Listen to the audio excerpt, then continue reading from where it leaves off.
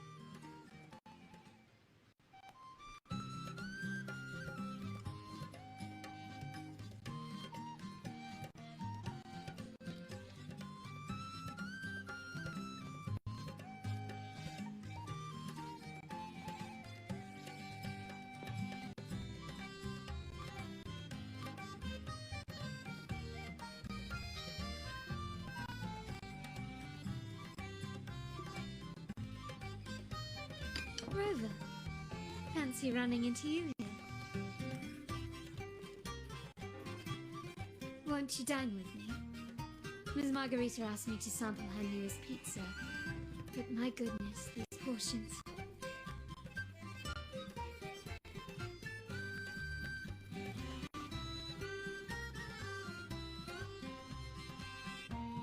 Did you hear what the Order's acolytes found while clearing the abandoned library? A manuscript of a poem with an accompanying music sheet.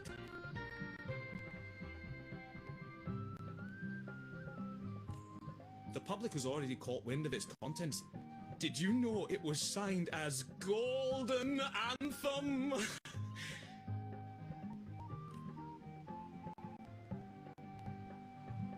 They say it was their last work, written aboard the Pilgrim Sail. I reckon the original finder fished it out the sea and put it in the library, not knowing what it was. Shh! Quiet! They're criminals. Let's not mention them in public.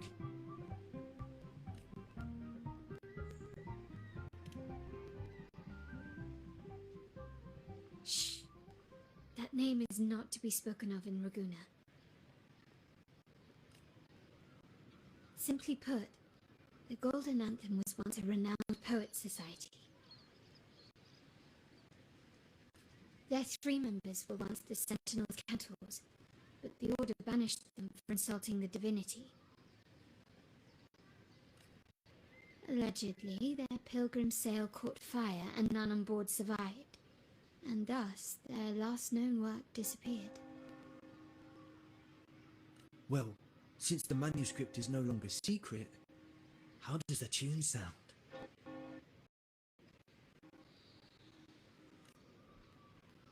Give me a second. Let me think.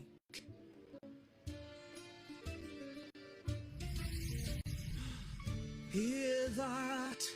It's exactly what they're playing now.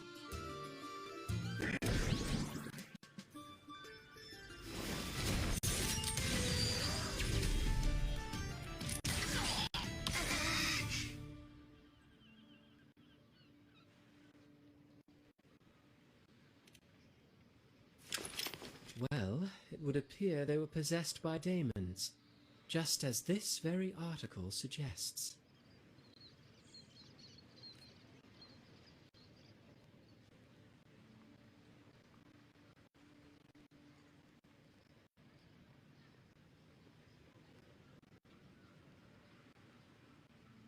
Friends, it's been too long.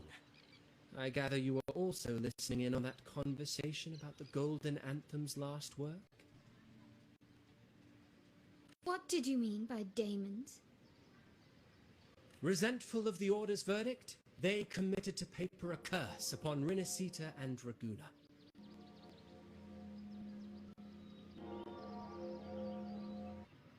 Those favored by the divinity were the most willing to raise the blade of rebellion, for they alone knew how to make divinity bleed and doctrines crumble. Though they died in exile to a great fire, their resentment festered in their music and poetry, transforming like the fire that dragged them to hell. These daemons will spread throughout the land and burn all of Raguna. This article was recently published in the Raguna Literary Journal.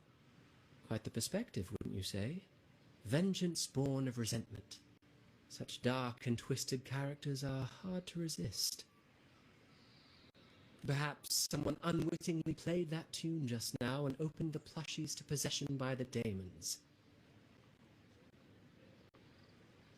Then again, it's all conjecture. Those in the Poet Society died years ago, and who's to say what really happened? Now, if those vengeful spirits really do exist, well, out of all the patrons here, they went straight for you, Rover. Curious and curiouser. By the way, it just so happens that I made a copy of the Poet Society's last work. Here, take it.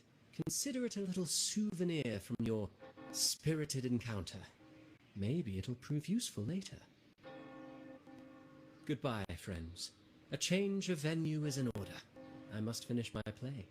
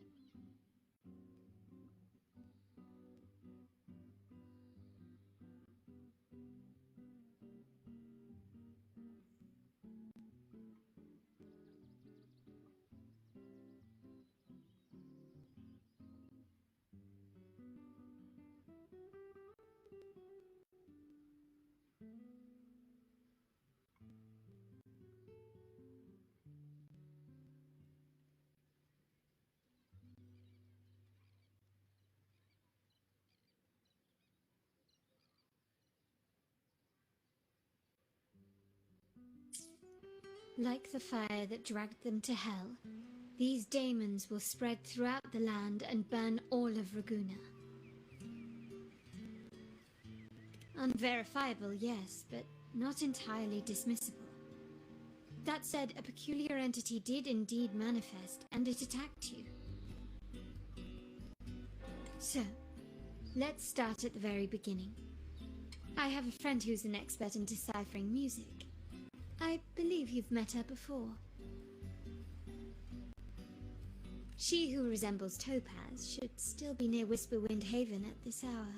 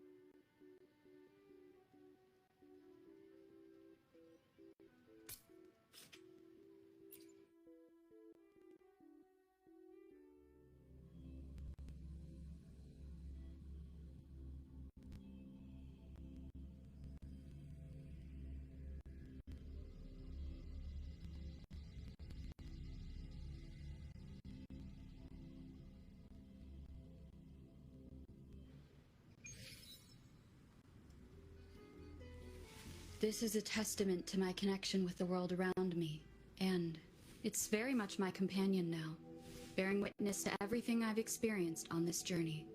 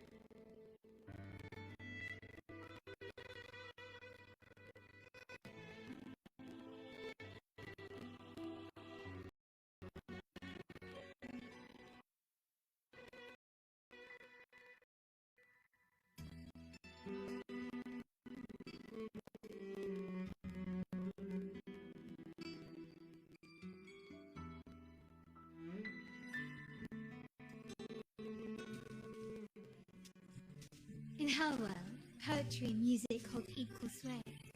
Poetry and music hold equal sway. Listen carefully. Listen carefully.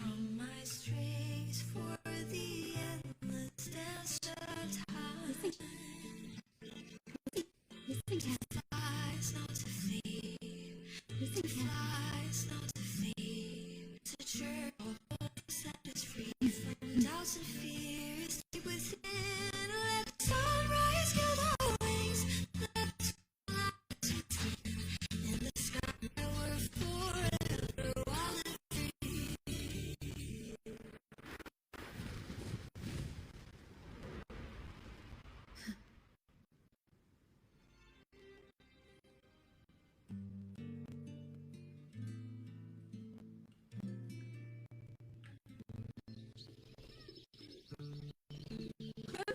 Carlotta!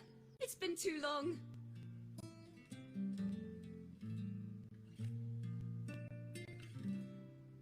You really must adore that song. I remember hearing you sing it when I was little.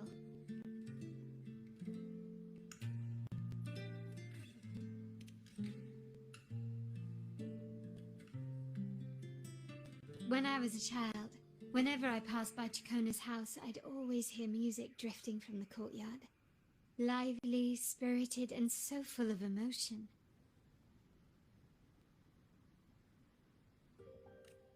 I remember it well. Those two guards of yours were like giants from Septimont. Easily 200 pounds of pure muscle.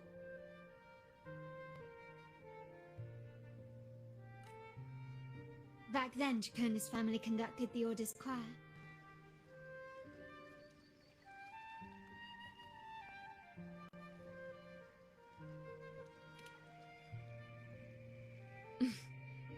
How should I put it? Well, as they say, families are always rising and falling.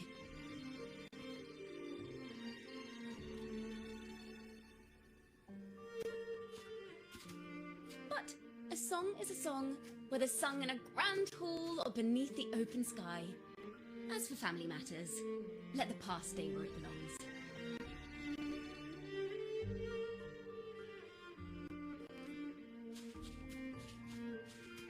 Anyway, the two of you came in such a hurry. I suppose you're not here to take in the music?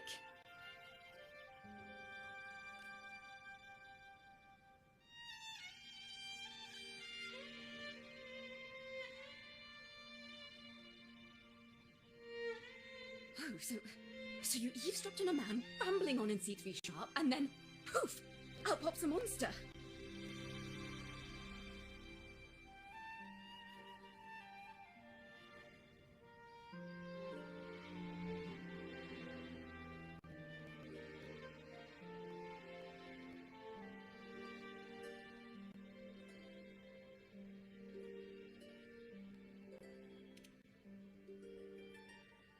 Let me see. It should sound something like this. About that, Sharp Rover.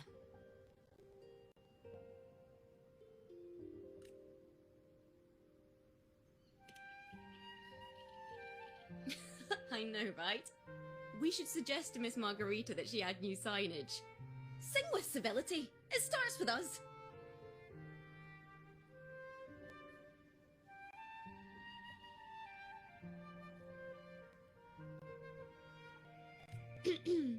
Can we discuss restaurant etiquette later? Of course. But I still need to know what kind of music could possibly have the power to conjure up those monsters of yours.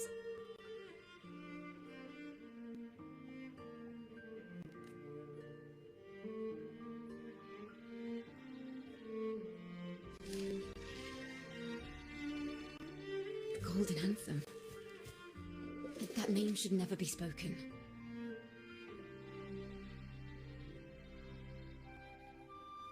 They're criminals. To conspire with them is to risk banishment at sea.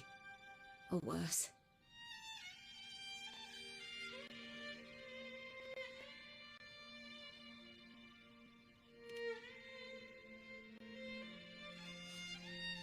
Don't worry.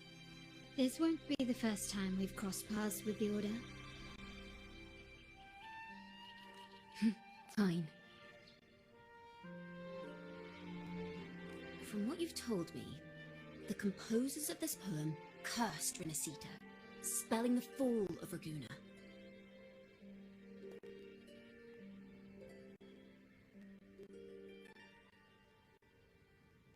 When the poem is played, some type of horror appears. If I understand correctly, that's what attacked you and Carlotta. If you ask me, this story is a right load of codswallop. I don't believe a simple little poem could curse Renacita. Then you... We need to get to the heart of this poem and music mystery. Let me join you. I can't resist a good adventure.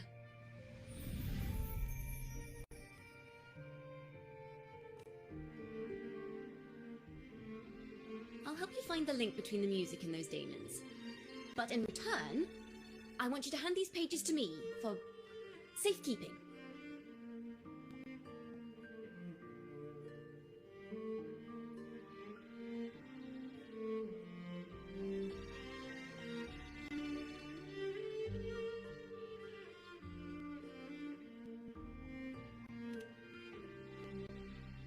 Then we have a deal. Since you believe this music summons them, how about we test it for ourselves? I've already memorized the sheet music. It's risky, but there's no surer way to find out. Wouldn't you agree, Rover?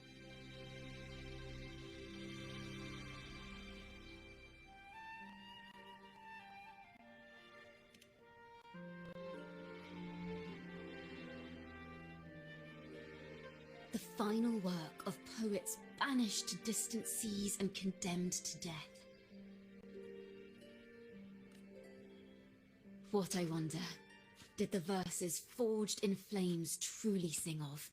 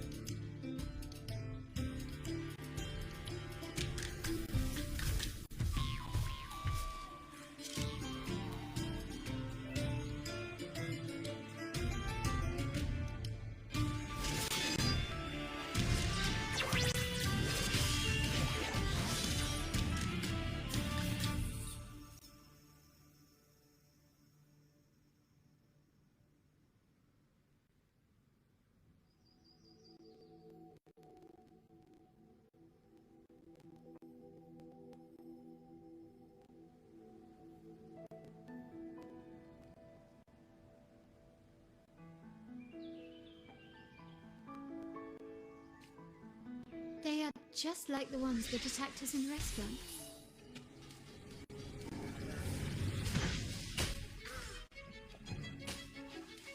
My perfect chord.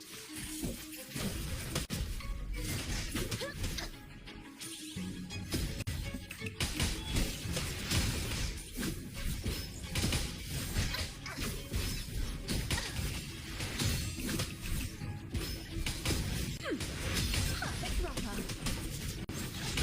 Perfect chord.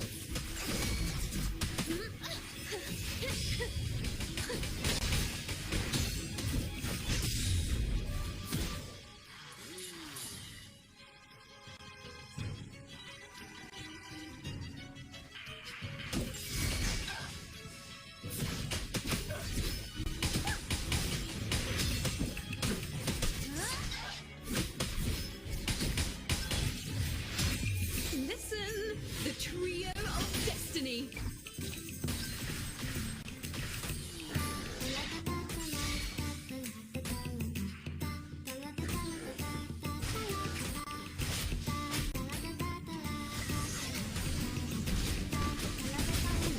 The picture's good.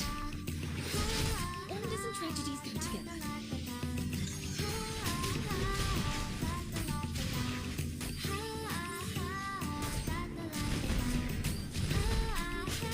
Playing the last note. Take a breath right here. Hold the new boots.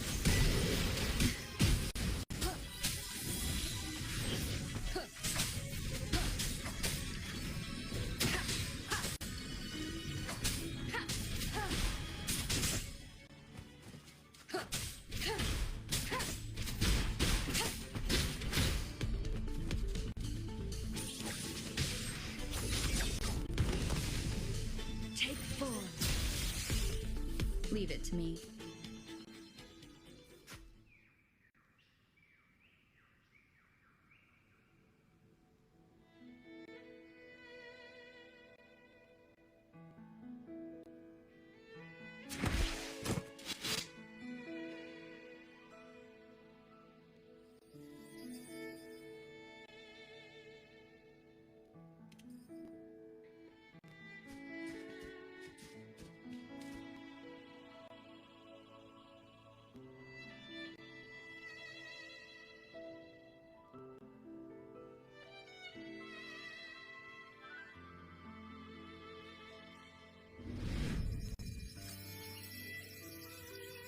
They burn in despair, resentful of the Order's verdict, till their last breath. Their last work is nothing but a curse upon us all. With our bodies to fuel the fire, the ensuing furnace shall forge Raguna's true gold. Is it saying Raguna will burn to the ground? They want wanted their resentment to echo through the streets. Just by reading this, I can almost see their terrifying faces in the fire. These voices. They're people of Raguna, aren't they? I think I heard Mr. C3 Sharp in the mix. If the poet's resentful souls gave birth to daemons, then shouldn't they sound like the poets themselves? Those voices were just people who read or heard their work. Perhaps the voices themselves are what causes the daemons to manifest. In the legends, daemons are born of death and curses. But what we've seen isn't like that, no. They're more like horrors created from people's words and imagination.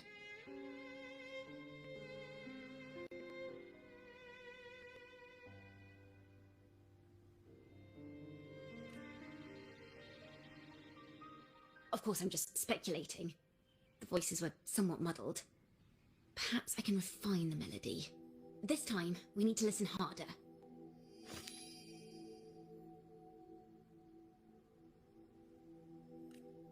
Let's find out what the true story really is.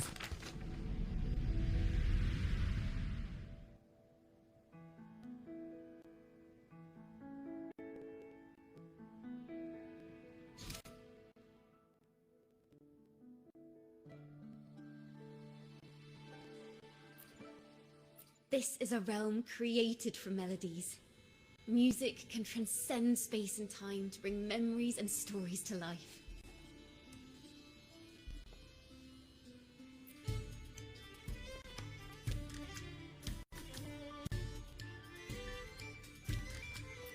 No. Normally, you can't perceive the frequencies in a melody.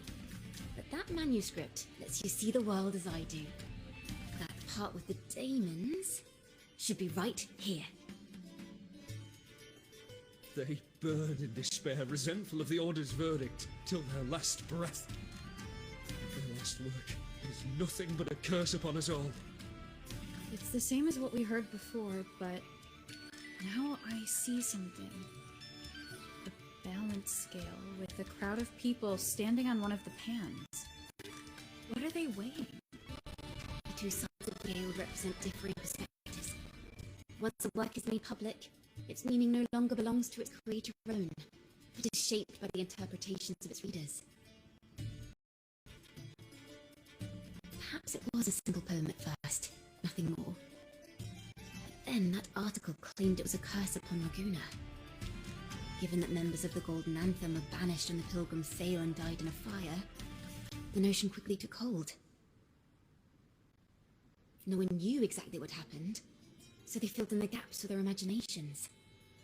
With motive and a complete story. Perhaps that's all it took for a lie to become the truth. Each time someone plays their last work, it summons daemons. This is the Golden Anthem's revenge and curse upon Raguna.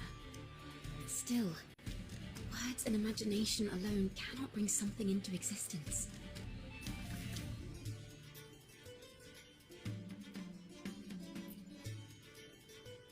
Yes, someone must have used them to create the daemons. What if the mastermind pulling the strings from the shadows is the author of that article? Daemons are bound to their creator, so it might not be a coincidence you felt them target you at the restaurant. There could be a connection between you and this mastermind. Or perhaps they have their own reasons for wanting to see you silenced.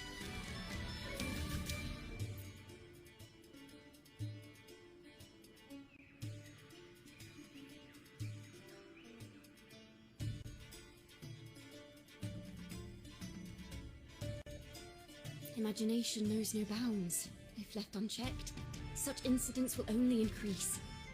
For resonators, dealing with them isn't much of a challenge. But for ordinary folk, it's enough to spark panic across the city. Finding the one pulling the strings should be our priority.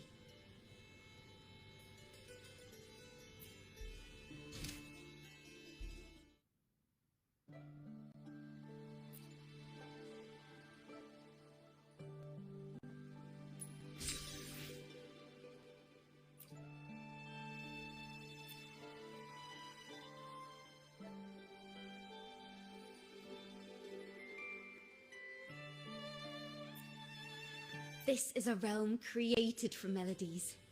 Music can transcend space and time to bring memories and stories to life. No. Normally, you can't perceive the frequencies in a melody. But that manuscript... They burn in despair, resentful of the Order's verdict, till their last breath. Perhaps it was a simple poem at first, nothing more. No one knew exactly what happened, so they filled in the gaps with their imaginations. With motive and a complete story. Perhaps that's all it... Yes! Someone must have used them to create the daemons. What if the mastermind pulling the strings from the shadows is the author of that article? Daemons are bound to their creator, so it might not be a coincidence you felt them target you at the restaurant. There could be a connection between you and this mastermind. And perhaps they have their own reasons for wanting to see you silenced. If the daemons are born from the public's imagination, then things will shift once we catch whoever is responsible for starting this in the first place. This mastermind has gone to great lengths to twist the facts, stirring fear and turning it into resentment. Maybe an attempt to cover up certain stories about the Poet Society. He must be tied to them somehow. If we can learn more about the Golden Anthem, we might be one step closer to catching him.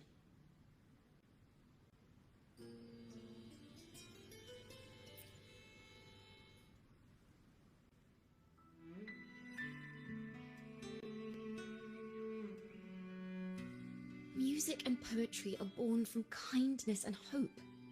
Yet now they've been twisted to create these monstrosities. Whoever is behind this won't just sit back and watch.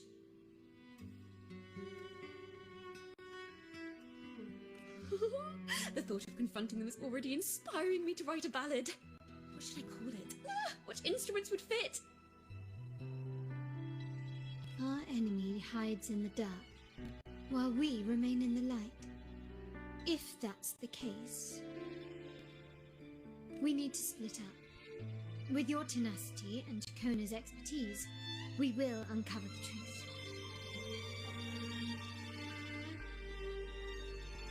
Someone has pointed a gun at Cat's Eye. Someone ought to pull back the curtain and expose them. The family has its ways. Tracing the article's source and finding this mastermind won't be a problem.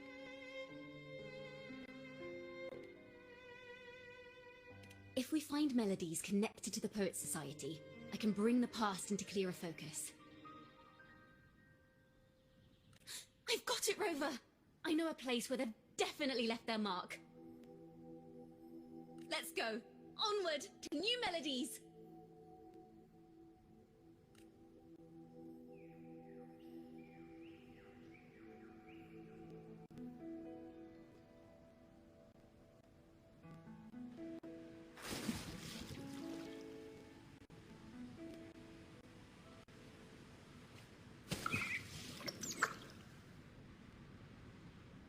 I really admire the wind.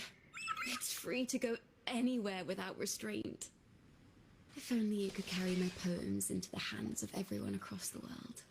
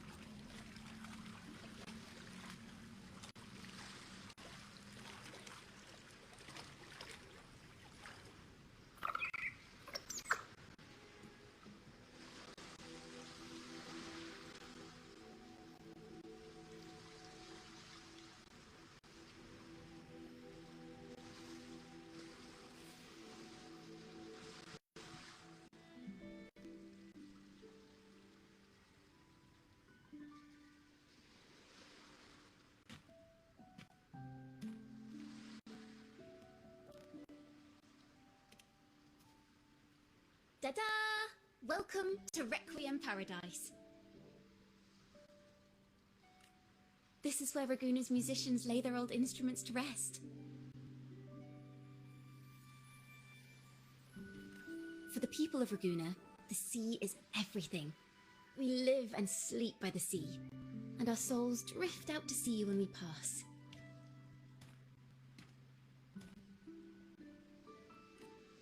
Since an instrument is an extension of the musician, it's only fitting that it's buried by the sea. May its dreams be long and sweet before returning to the waves.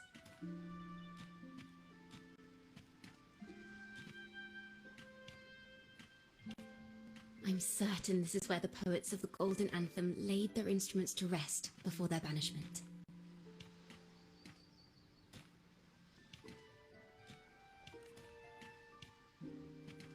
What's wrong? You seem troubled.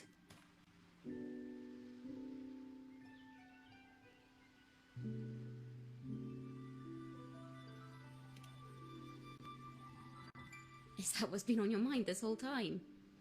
I say, if the answers aren't coming, let it all go and clear your mind.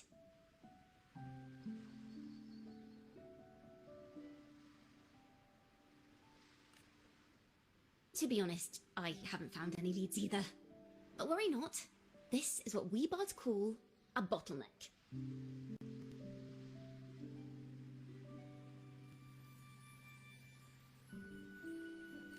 Once, I spent 3 days just trying to find the right words to describe a tree.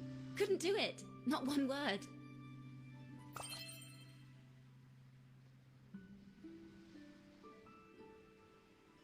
So, I stood under that tree and prayed for an apple to fall on my head.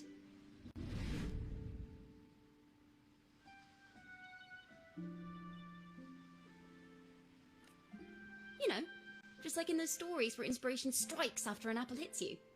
And, well, at least you get a snack out of it.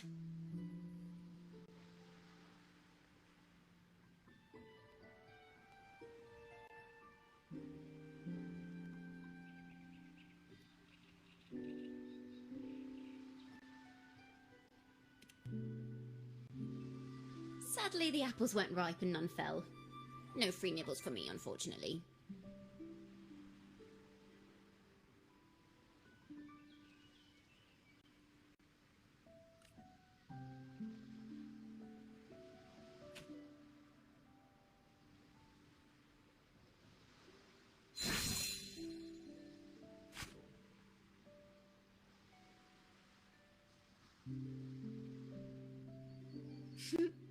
Try it.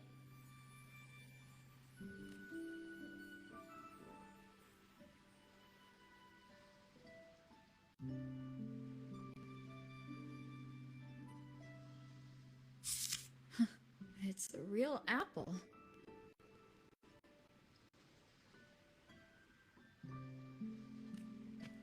Later, when I finally decided to leave, I looked up through the gaps in the branches and suddenly saw a blooming flower atop a cliff.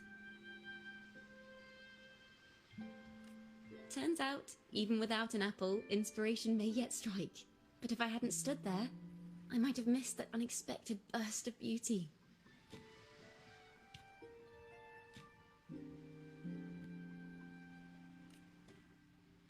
So, maybe this is enough. Let's put aside heavy thoughts and continue our walk with a clear mind.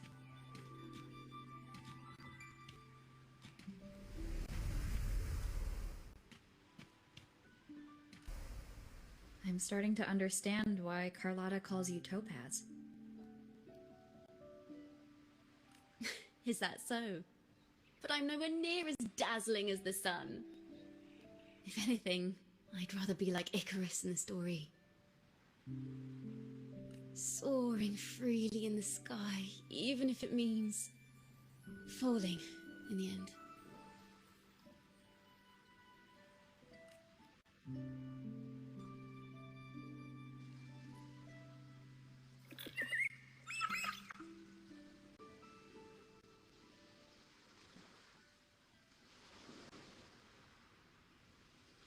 I sense the melody of an instrument close by. Let's search for it.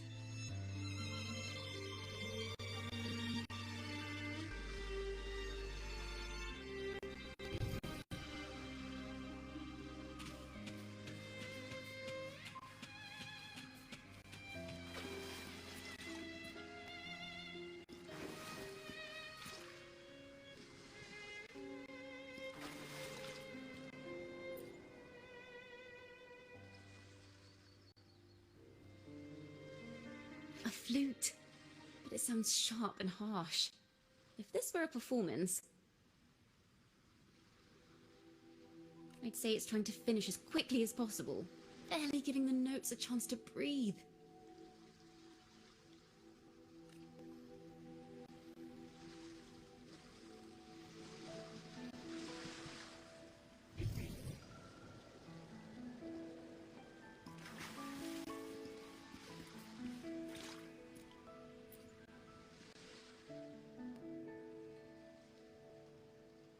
A harp.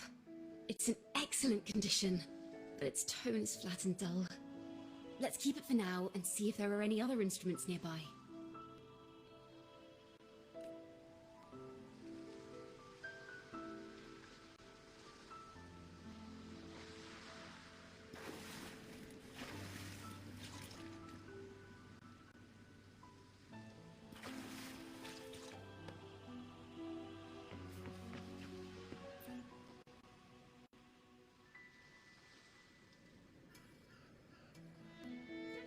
Is that a lute?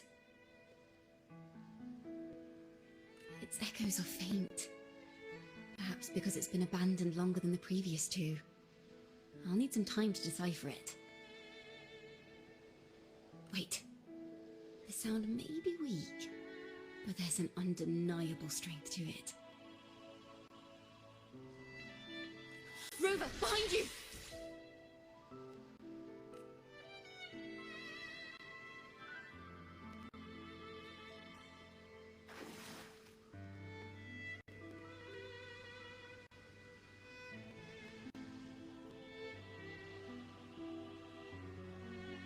It seems this lute likely belonged to a member of the Poets Society. Which is to say, it holds the melodies they left behind. Ta-da! A grand overture!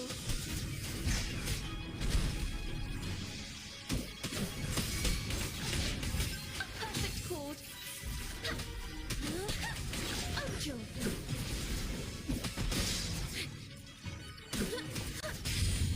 Ta-da!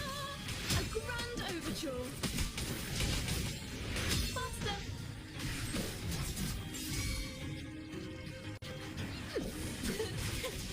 A perfect chord! The pitch is lowered. Listen! The trio of destiny!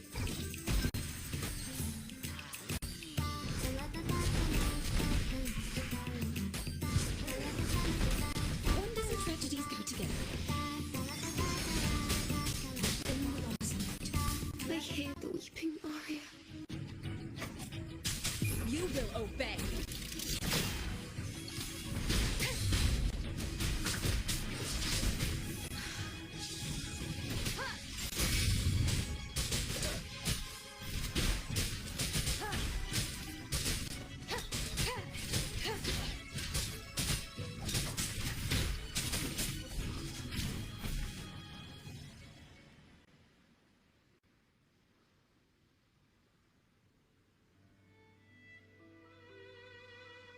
The timbre also matches. I believe this lute is exactly what we've been looking for. Sometimes, even when the instruments are the same, the performer's mood can change the entire sound.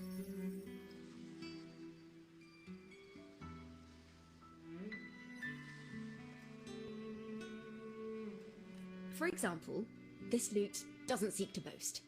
It speaks softly, like a traveller sharing a story over tea in the warmth of an afternoon. The true purpose of music is to express what words cannot.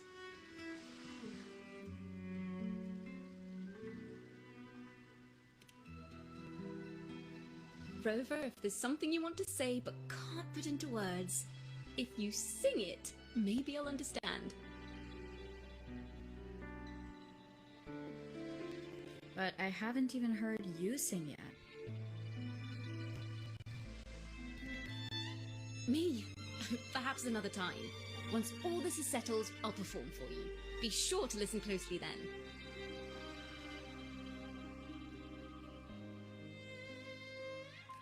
Now, it's in the lute's hands. I hope this melody holds a tale worth telling.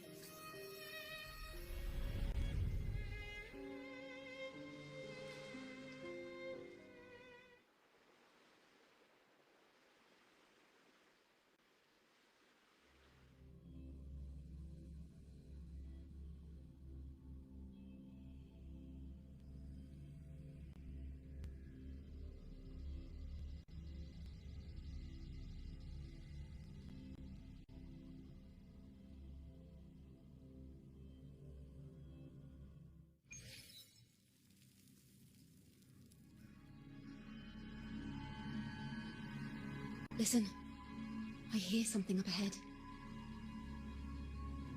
It seems like an interrogation room. This melody carries the weight of the Poet Society interrogation. Let's keep moving. Take care with each step. The melodies left by these instruments are extremely fragile. The realm we're about to enter will appear fragmented.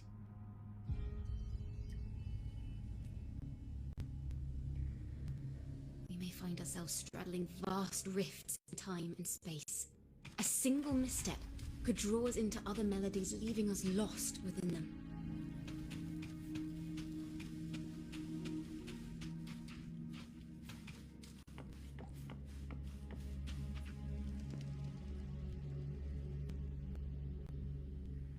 Farrell of the Golden Anthem.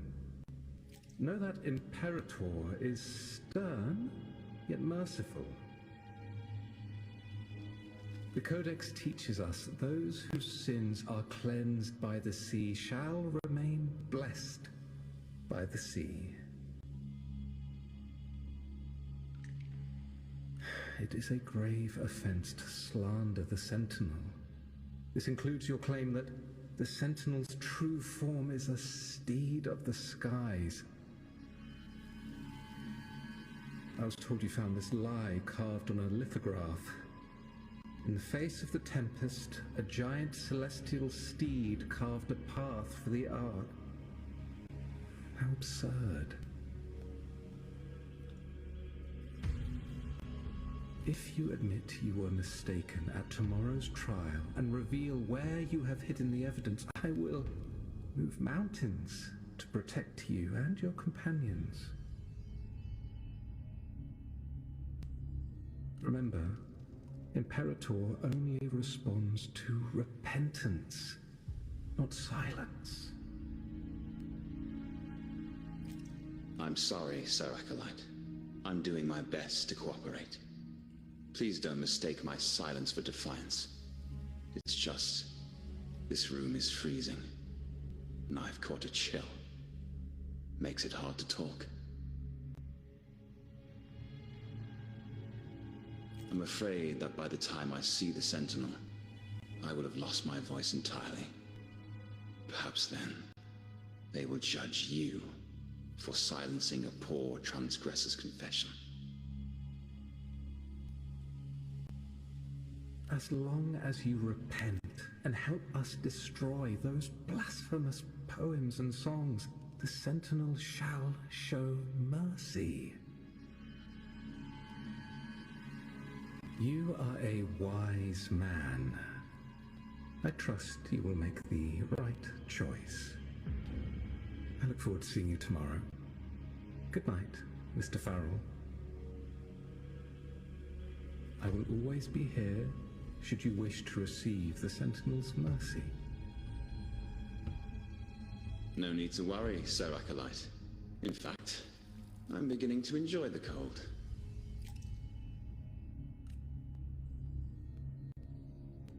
Neither official nor private records show them as having ever repented in the Cathedral of Mercury. This melody is fading fast. Let's check if there's anything nearby to amplify it.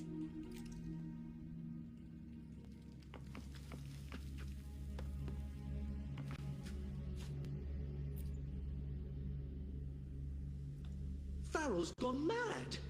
He ought to have hidden the truth in our secret study. Why would he slip this dangerous knowledge into his poems and hand them out to children? We ought to have buried the truth.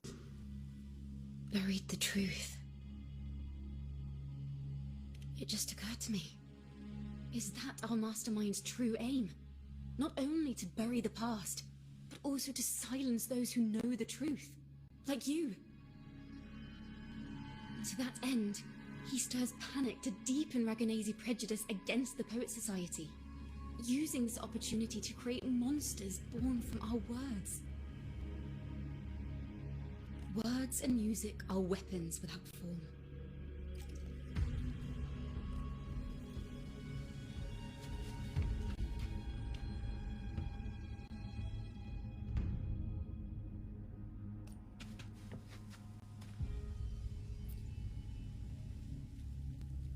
I understand what Farrell was trying to do. We're not adventurers or mighty resonators. We don't even have the time or ability to determine whether that lithograph is real or fake. Farrell only wanted to share the voice of uncertainty. He hoped someone might understand his doubts. Our fate has been sealed. All we can do now is choose what we believe and carry what we hope to be the truth to our graves. They don't sound like they're full of hatred at all. If anything, they appear to have anticipated what would happen. During the interrogation, they kept their composure and did not offer fierce resistance. In fact, they even showed sympathy for the interrogator. Everything seems to revolve around the Order. Could they be the ultimate mastermind behind this? We don't know that for certain. But at least we now know the Poet Society would never place a curse on Raguna.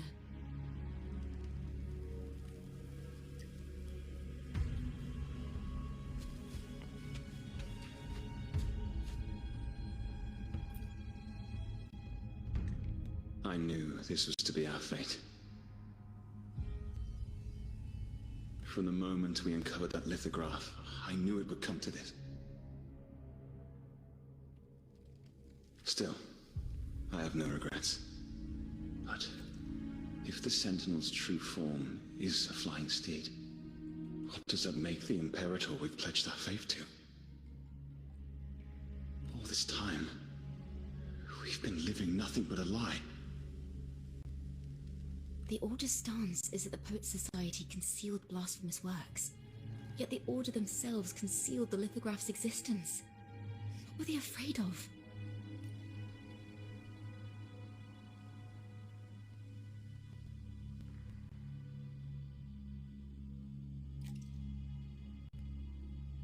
That's right! You must have seen the Sentinel in the inverted tower. To keep the Sentinel's true form a secret, the Order ruined the Golden Anthem's reputation.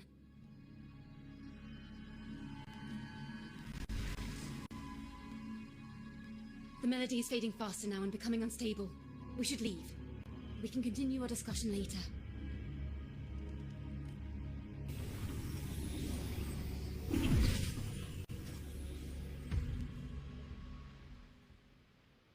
Where is this place? A study? Ciaccona, are we... Ciaccona? We must have gotten separated. Ciaccona did say even a slight misstep could draw us into other melodies. Am I... You are to build a home here, like seabirds. Dwell upon the water, just as countless stars dot the night sky. I don't know if what I'm feeling is right or wrong.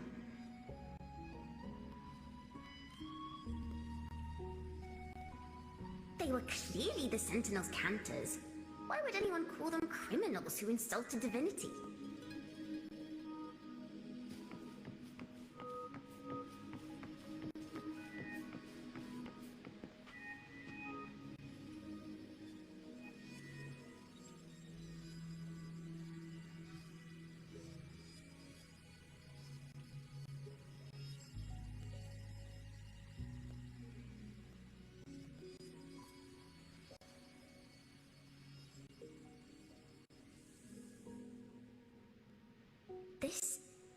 poem I've never seen before.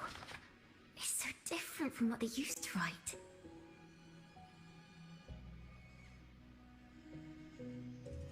Do not place flowers on my tomb, for I do not rest beneath the stone.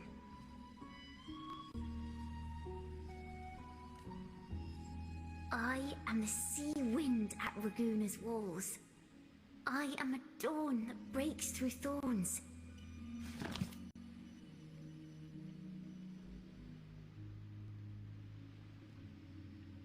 I am a nighthawk of wings of flame, soaring towards the celestial steed, whose praises I sing and whose true form I behold.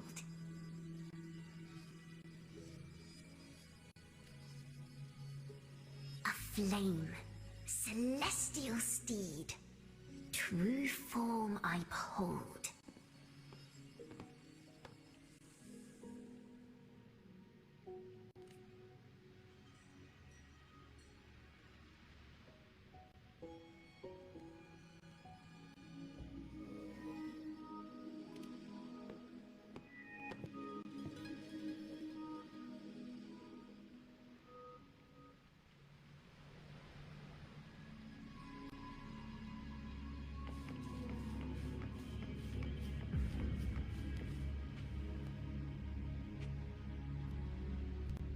The night sky will be illuminated by wings of flame, and I shall be reborn in immortal poetry.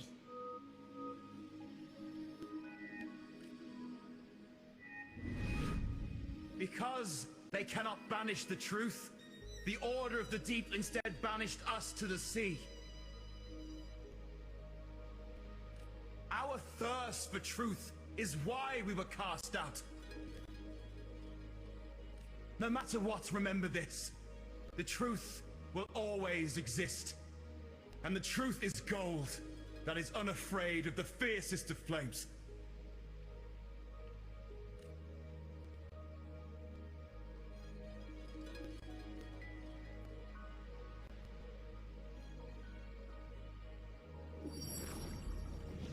I can't get through, but the sounds are coming from over there. What is this place? Who are you? She's always been distant and aloof, but her true melody is both heavy and fragile.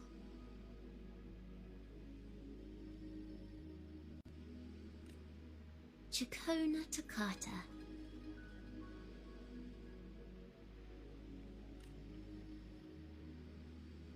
As long as you still draw breath, lift your eyes and look.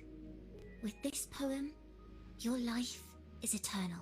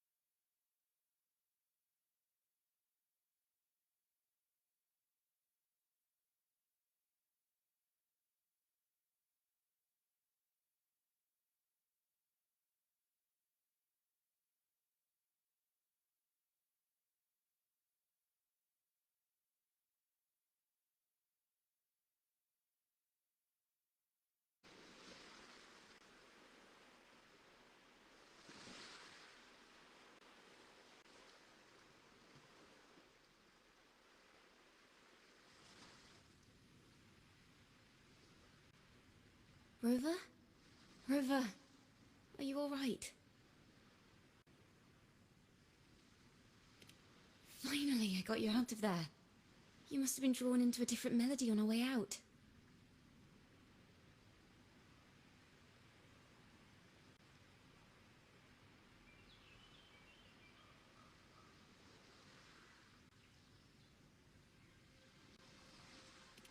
I just walked into a study and ran into a strange little girl. She seemed quite taken with the Poet Society's work. She mentioned a name. Ciaccona toccata. I see. I don't know who you met, but Toccata is my family name.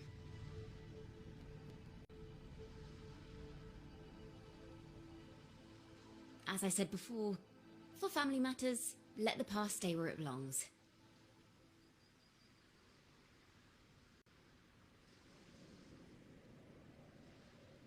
Just call me Ciaccona. We don't need to overcomplicate things.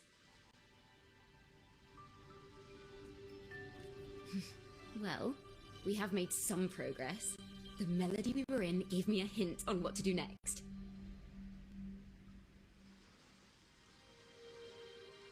Yes, seeing as they banished the Golden Anthem, we might find more clues in the Cathedral of Mercury.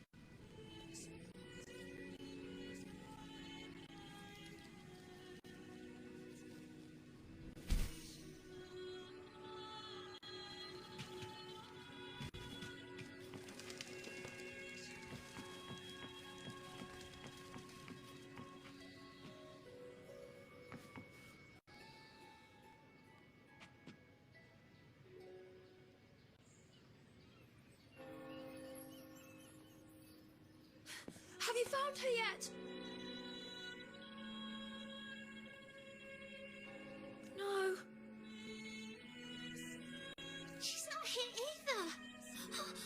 Greetings, sisters. Might I ask, have you seen someone dressed like us who likes to walk with her head down?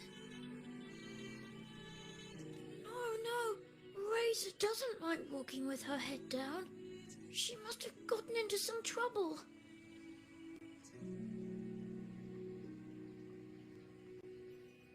Thank you for the compliment, madam. These are our ceremonial robes. We're rehearsing hymns to sing at the ceremony. Racer is our lead chorister. We took a break from rehearsing to play hide and seek, but when the time ran out, we couldn't find her. Maybe she got mad at us because we sang badly. She hasn't smiled at us much since rehearsal started.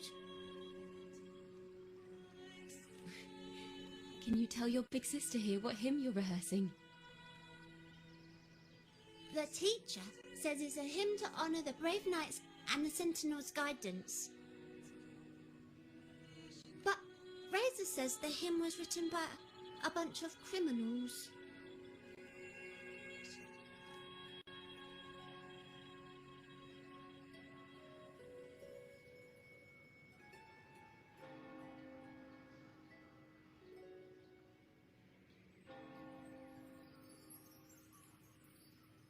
Well, which way did Racer go? We can help you look for her. Really? She went that way.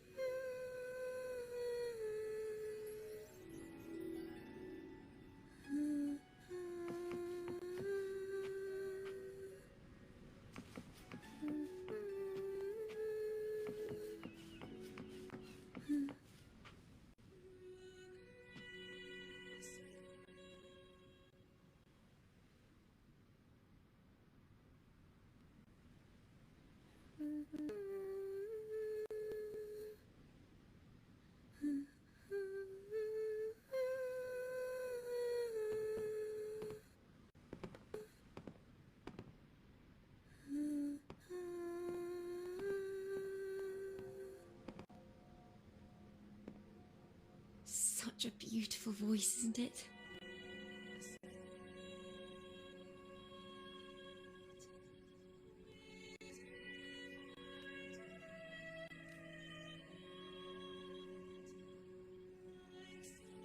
You're the laureate! And you are?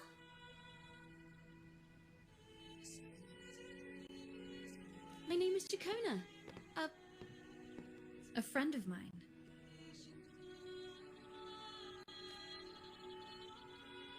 Don't be scared. We're only here so that you can finish your game of hide and seek.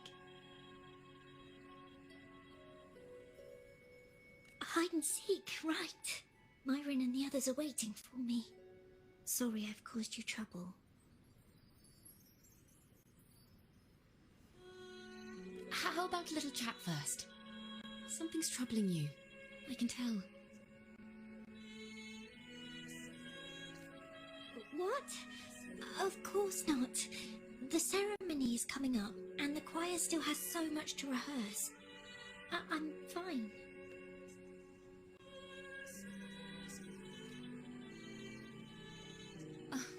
Young ones today have so much talent. If I had the chance, I'd love to learn how to sing hymns. You know, our laureate here definitely knows how to sing hymns.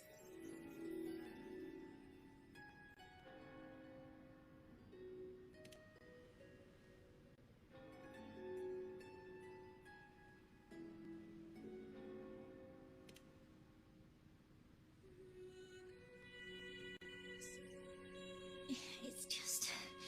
Before the performance, the choir has to listen to the same music, recite the same lyrics, and do the same rehearsals every day.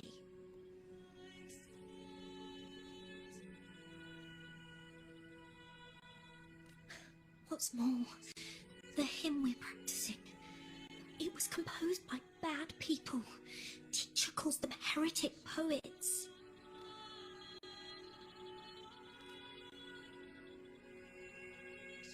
Myron and the others never complain. They're always eager to sing praises to the Sentinel on stage.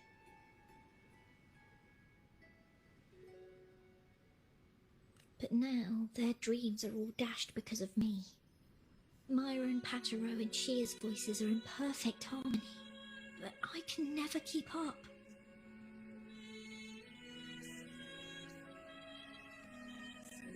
And I don't like this hymn. Myron and the others are too young to realise that heresy is a grave offence, but I know.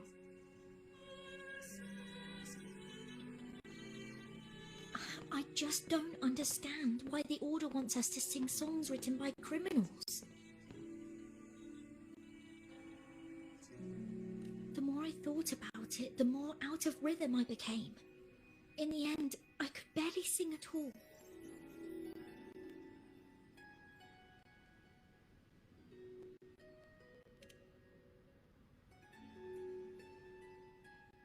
That song just now. I've already forgotten how it's supposed to sound.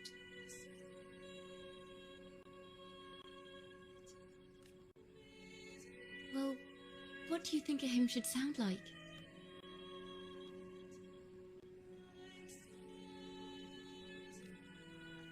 A hymn, as the books state, is a song of praise for the sentinel who leads the lost to the abundant lands.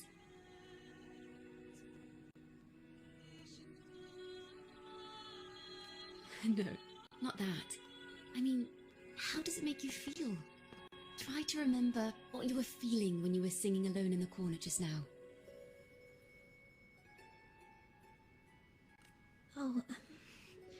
I didn't want to hold everyone back, and I really wanted to help everyone have a great performance at the ceremony. Then hold on to that feeling. Let's rehearse again. You don't have anyone sitting in the rehearsals, do you?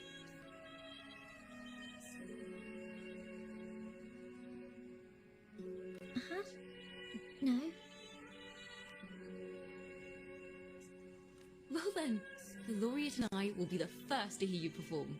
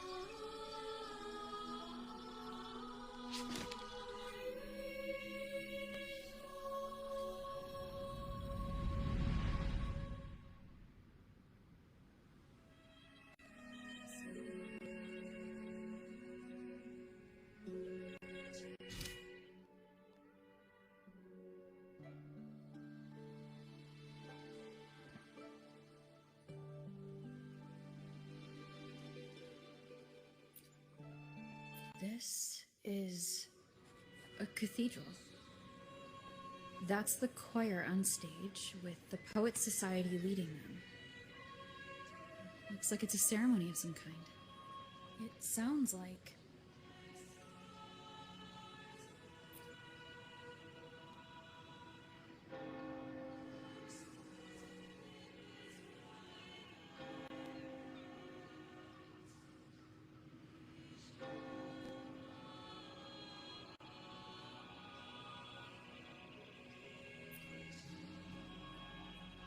Sounds like a song celebrating the knights who defeated the Tacit Discords at Whisperwind Haven. Wait, someone's approaching the stage. Degenerates! Arrogant! Hypocrites, every last one of you! You have no idea what happened! Not at all! Has the Order reduced our sacrifices to mere tales to be told over tea? The Sentinel's blessing! Where were you when we fought the Tacit Discords at Whisperwind Haven? Where were any of you? Where was the Sentinel? We didn't fight for the Sentinel or for the damned Order. We fought for ourselves. You're nothing but hypocrites. This is madness! Who is this madman? Someone remove him from here immediately. Do not be deceived. All knights who rode into that battle wielded swords sanctified by the Order. They fought in the name of divinity. What he said about the common folk, is it true? Tell me, were they also sanctified at Whisperwind Haven? I must see it. What a mess. I suppose this incident is what changed the Poets Society.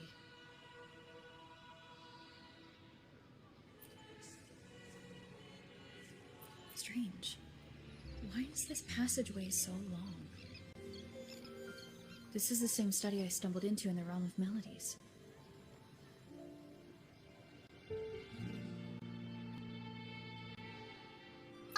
tea? Yes, please. Your tea and biscuits, miss. I'll reapply the medicine once you've finished. Next time, no more climbing walls. Understood? It wasn't just for fun. I was trying to...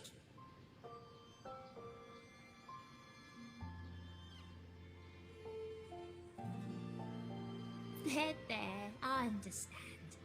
You've always been a curious child. You saw something terribly interesting and snuck out to take a closer look.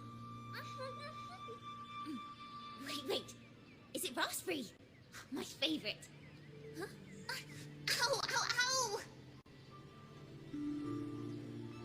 Look at this. This book says the flower doesn't live long. But that's silly. I know it can survive the coldest of winters. Maybe one day, I'll become a great bard. A proper one, who never makes mistakes like this.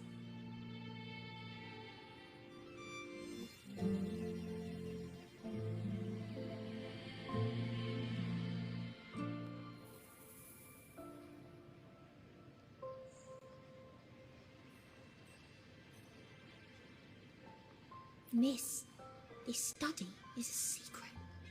You must never tell a soul. I understand. But I've always wondered, why do people say they're guilty? There are so many interesting poems and songs here. Why won't Father let me see them? Oh, you'll understand when you're older, miss.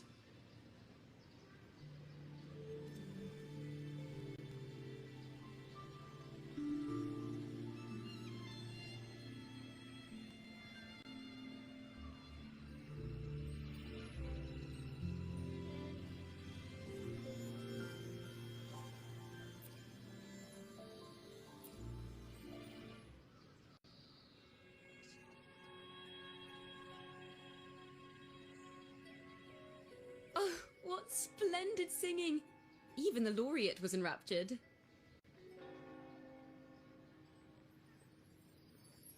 Racer did wonderfully.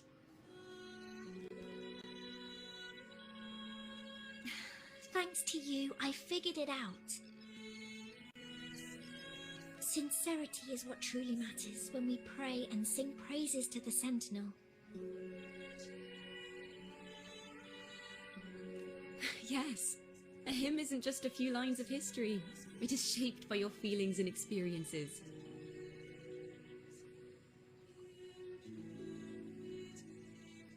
It may differ in each person's eyes, but its resonance and meaning are universal.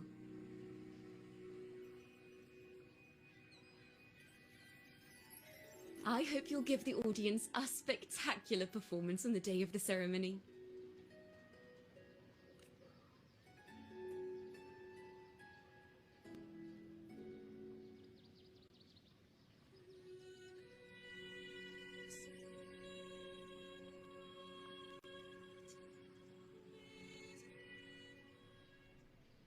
So, what did you see in Razor's melody?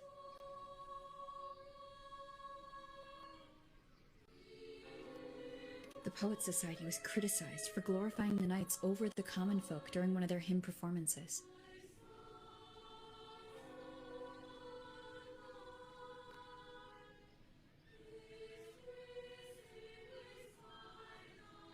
Their assumptions were challenged, so they traveled to the knights' encampment at Whisperwind Haven to verify the truth for themselves. This incident may have been the turning point for the Poets Society. Did you find any other clues?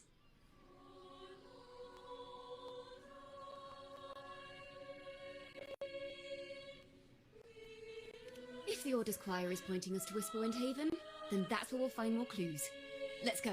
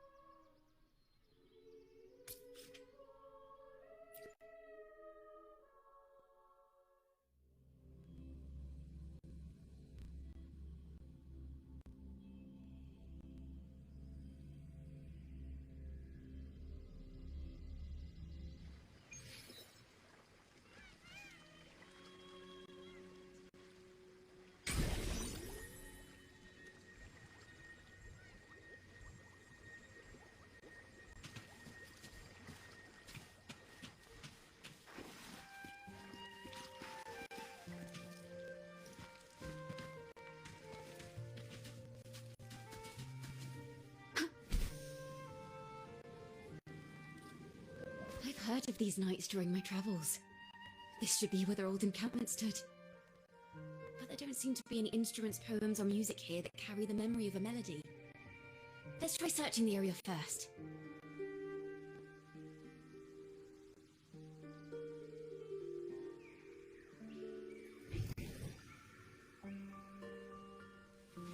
This is a testament to my connection with the world around me, and it's very much...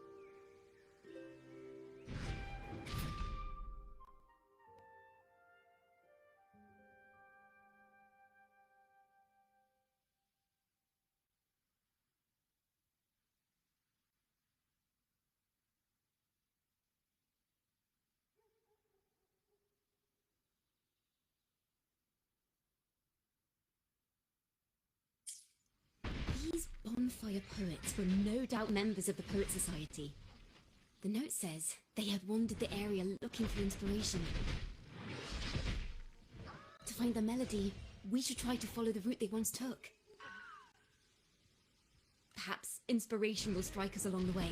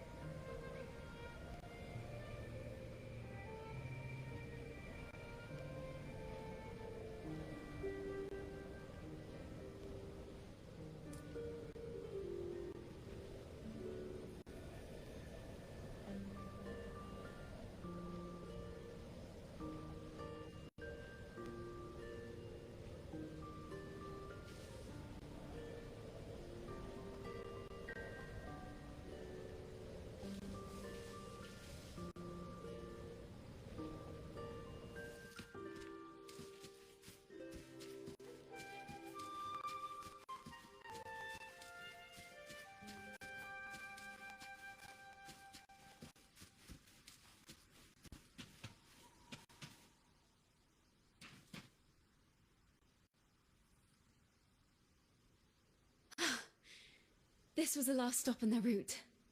Oh, the view just now as we soared in the sky was just breathtaking.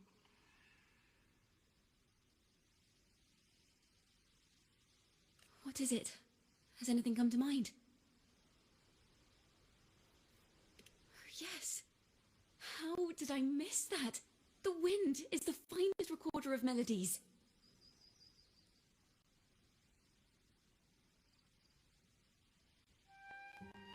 rises from the primal, churning endlessly, echoing in our ears without end. I believe the melodies left by the Poet Society were witnessed by the wind, and it will carry them to us. Playing a tune, of course. I want to capture the mood they must have felt when they were here. I'm curious as to what they left behind.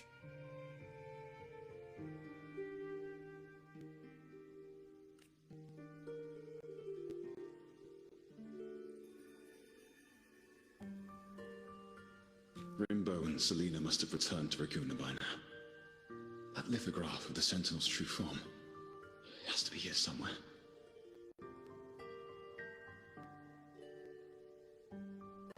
Did that gentleman guide us intentionally? Who exactly was he?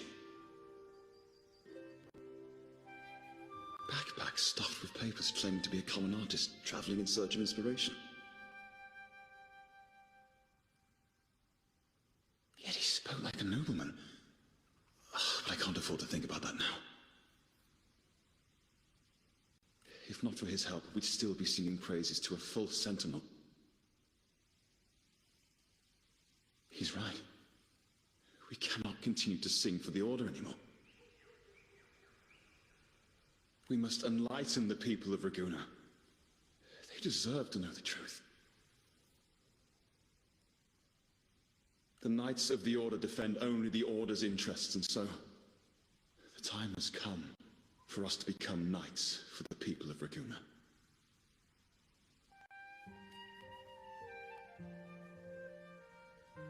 It seems someone told the poets the truth about the Sentinel, and even suggested they stop singing solely for divinity and begin singing for the common folk as well. On the surface, what our mystery man said makes perfect sense. He even has knowledge of Imperator's true form. And this hidden lithograph is evidence the poets were telling the truth.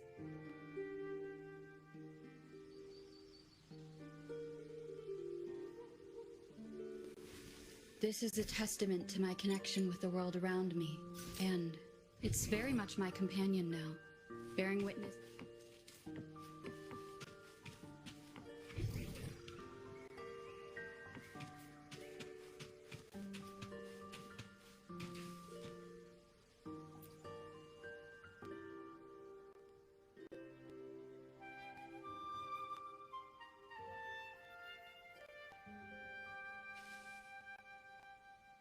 Is this form of the Sentinel the same as the one you saw at Avenolium?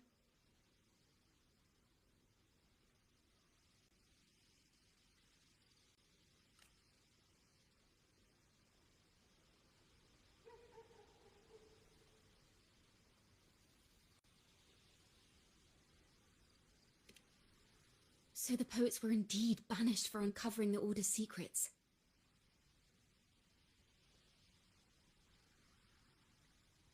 Even under interrogation, they held their silence. It wasn't until they met this mysterious man and learned the truth that they chose to become Knights of Raguna. Resentment and curses are not songs of their own style. As for the true mastermind, we still have no direct proof linking him to the Order.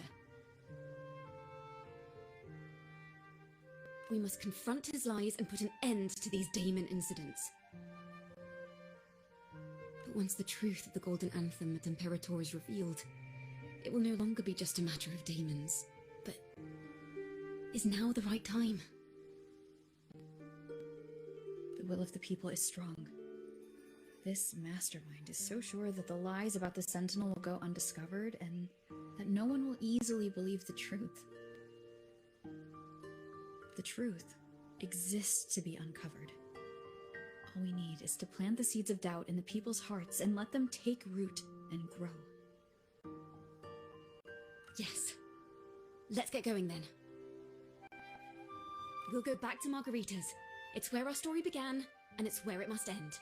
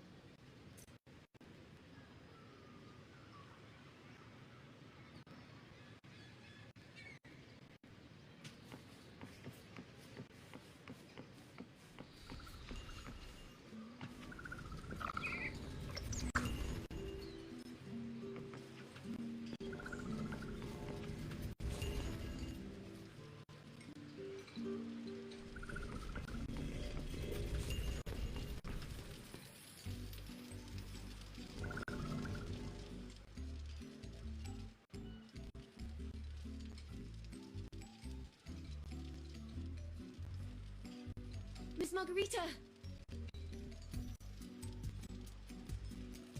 Well, hello, hello. If it isn't Rover and Ciaccona. Oh, Miss Ciaccona is a regular around here, you know. I've even asked her to perform a few times. Helps bring in the crowds.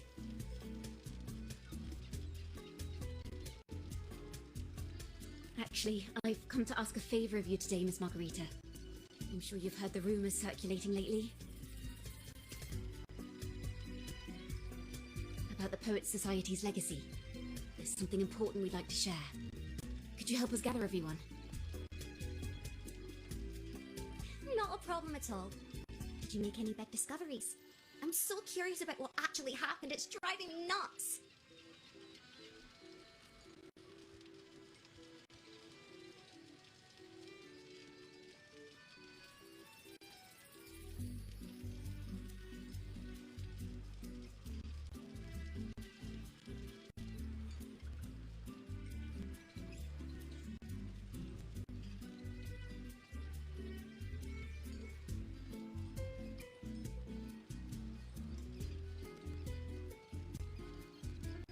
Rover, we'll begin when you're ready.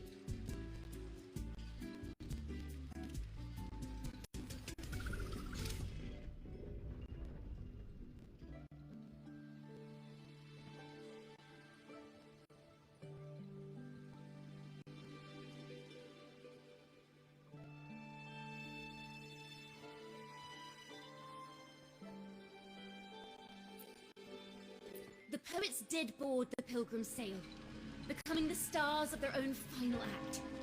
We all know how that tale ended. A great fire consumed the ship, dragging it to icy depths, and the poets of the Golden Anthem with it. But hear this. Banishment did not breed hatred in their hearts for our city, and the flames did not scorch a curse into their music or poems.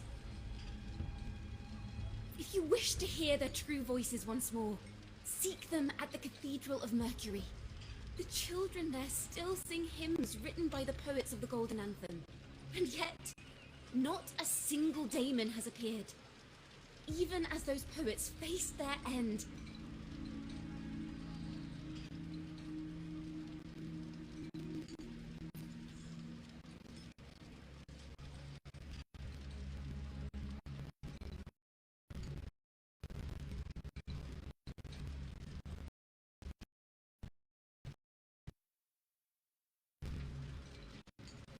Fire, seemingly forged from the depths of hell, destroyed everything, leaving nothing but ash behind. And so, their work too was swallowed in the flames? That doesn't quite add up. If hellfire was all that remained from the Pilgrim's sail, then could they really have been trying to curse Ragusa? If that were the case, well, shouldn't the curse have come true?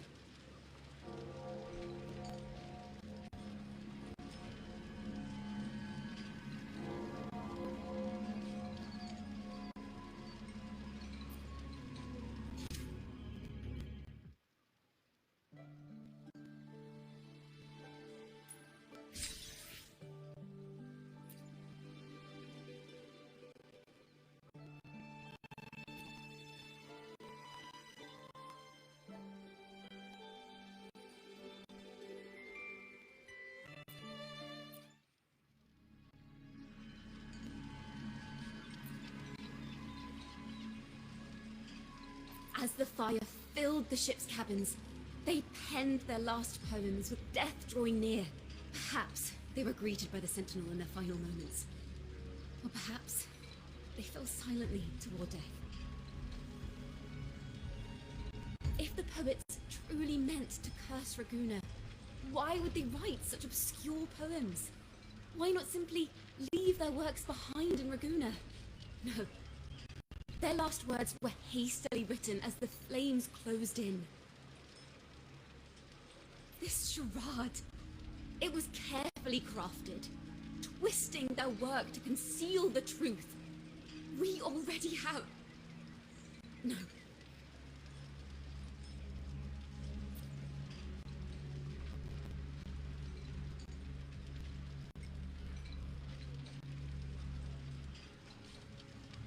Tomorrow, At the Odyssey Opera House, I will reveal the truth.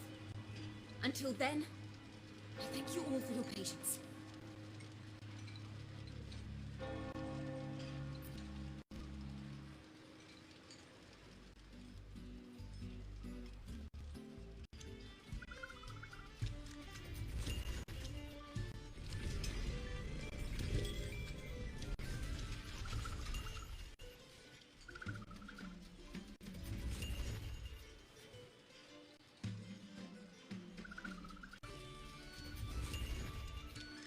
This card was very confusing.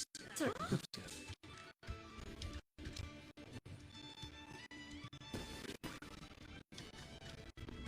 Gloria, is this all real? What do you mean by the truth? Did you discover something?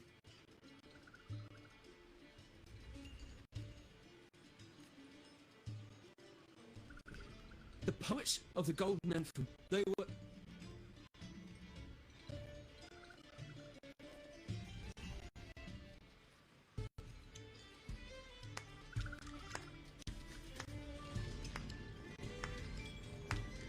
Fascinating story indeed. You've certainly piqued everyone's curiosity. The speech you made just now, you were implying the poets of the Golden Anthem were framed and their works deliberately misinterpreted.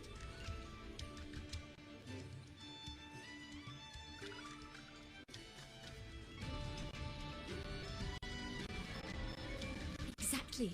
Someone used the story of the Golden Anthem to stir the public's curiosity. This is what created the daemons.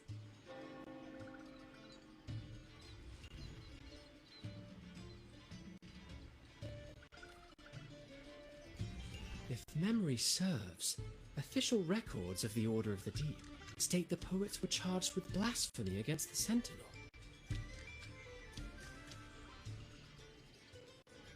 Surely you're not suggesting this was all the Order's doing? I dare say, such remarks would be considered a grave crime, punishable by banishment.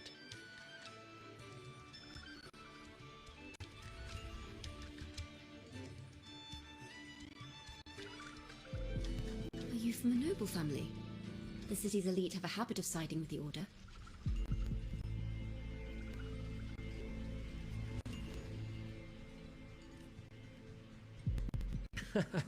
I'm afraid you misunderstand. I admit, I do get that question quite often. I am but a traveling playwright.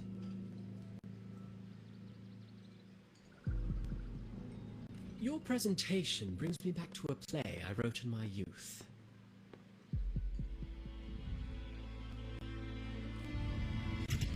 A group of birds, locked inside a cage. Convinced they will never fly, they do nothing but stand on a perch. Then, one day, the cage door opened. The young birds flapped their fragile wings, attempting to fly, but plummeted to the ground, one by one.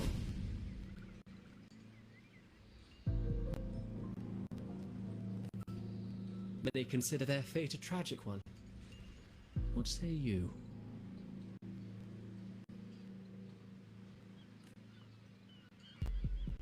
I see it differently. Even if they met their end falling into the abyss, they still had a chance to glimpse the sky and spread their wings.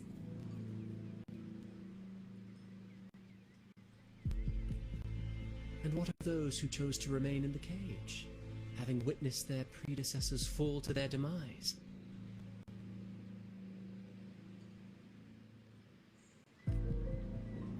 Will they dare to reach for the skies after realizing the cost of choosing to fly? Does the truth exist to protect or to harm? That is the question.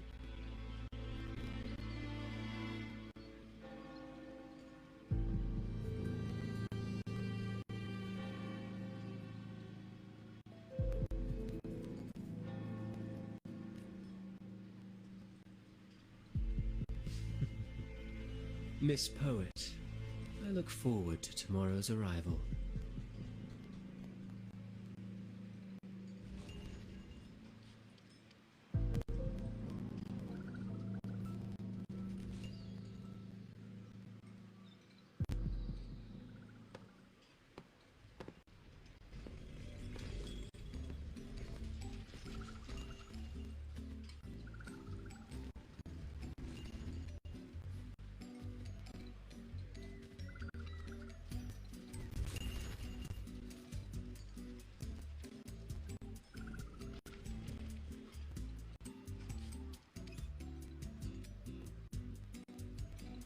splendid retaliation.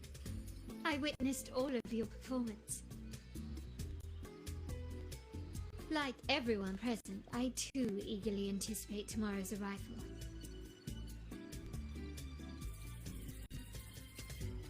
As expected, the Order's fingerprints are all over it. According to our inside sources, it was none other than acolytes from the Order who salvaged the poet's lost works from the wreckage. They've long known of their existence and hid the poems in the Order's library.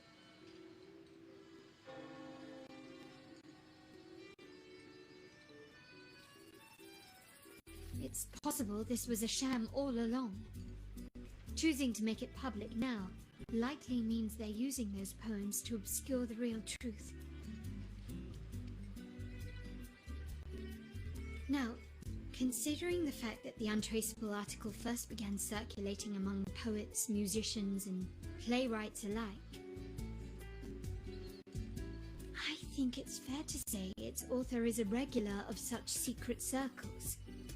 He may even be the resonator we've speculated about.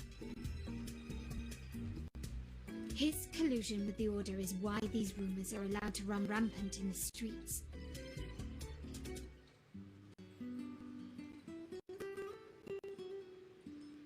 I'll have someone follow this secret circle's trail and see what we can find. We should also share these findings with Ciaccona. As a poet, her insights would be much appreciated.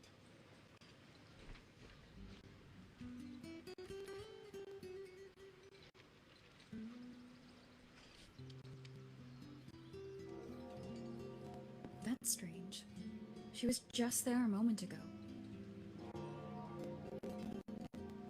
Just like when we were children. Gone without a trace. And she and her family disappeared without even a goodbye. Ms. Margarita, have you seen Ciaccona? Miss Ciaccona? She was swirling off towards the harbour earlier. I thought that's where you were meeting, so I didn't say a word. She did look quite down though. Never seen her wear such a gloomy face before. Thank you for letting us know, Ms. Margarita. Why don't we split up and look for her at the harbor?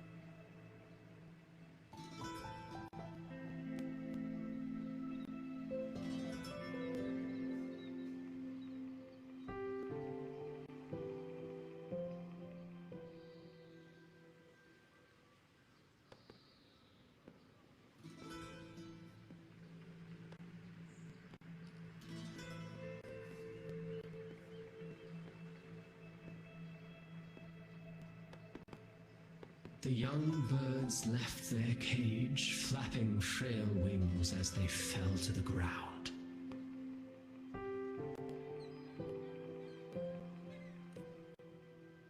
I never thought his words would reach into the depths I sealed away so long ago.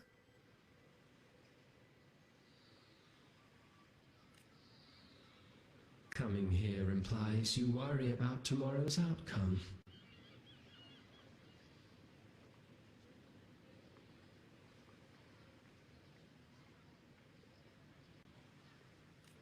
You intend to reveal the truth of the Sentinel to the public, but that revelation It comes with a price. One you've paid before as a child. Remember?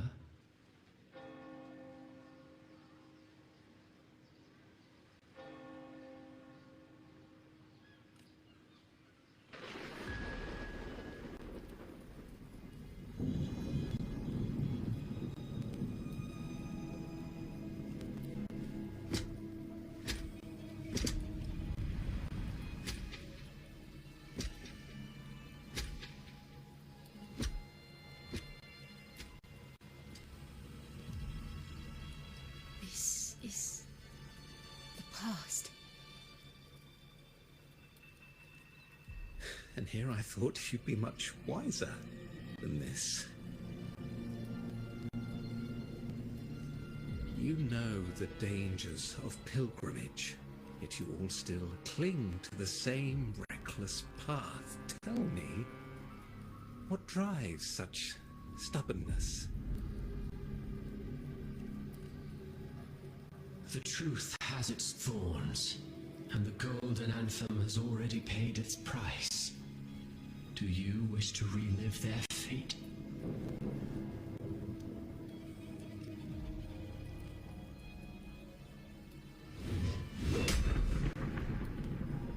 Is that what you're trying to tell me with your play? But you know nothing of how the golden anthem responded.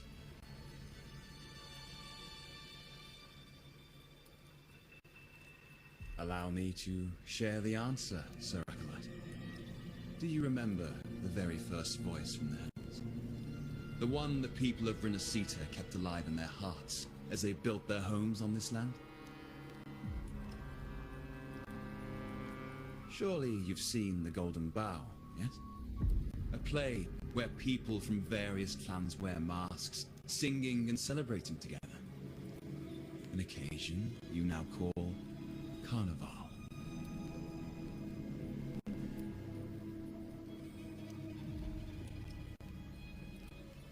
And what of it? It is words and songs. We are not your enemies. What you face here is something that is hard to describe, something I call reverberation.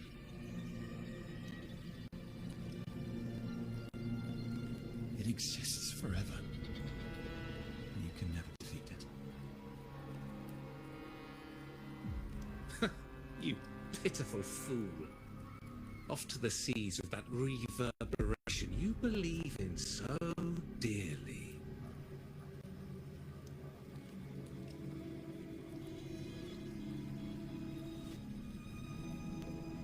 The Order of the Deep seeks to banish us to the seas because they know they can't banish the truth. Hear that? The bell they tolled. I will be the one to carry its sound forward.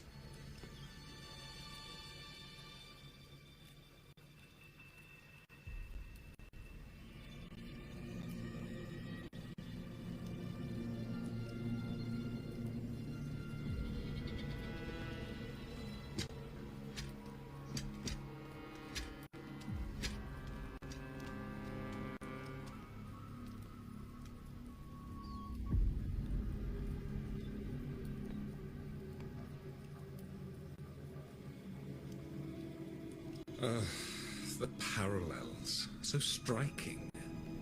Just like the day the Poets Society boarded their sail. You, ciaccona toccata, blaspheming against the Sentinel.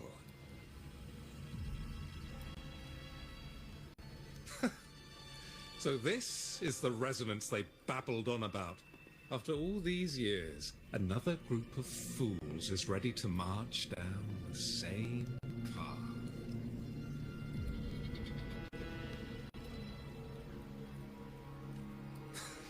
Why are there always those who believe the Sentinel is some damned horse?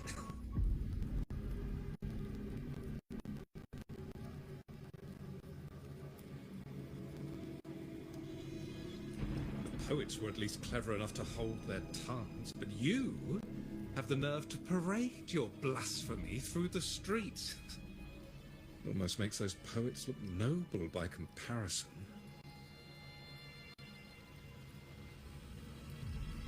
Is that so, Sir Acolyte?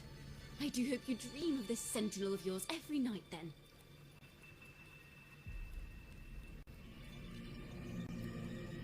Spare me your sarcasm, you insolent bard! You're nothing but a mouthy relic, the last of what remains of your wretched family. Do you not repent for your crimes? Ah, so you've already tasted their fate, haven't you?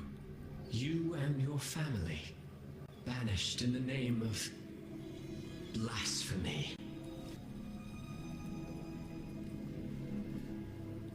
Such a dramatic turn of events.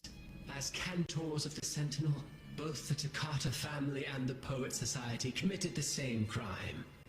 Tell me, what is the connection between you and those poets?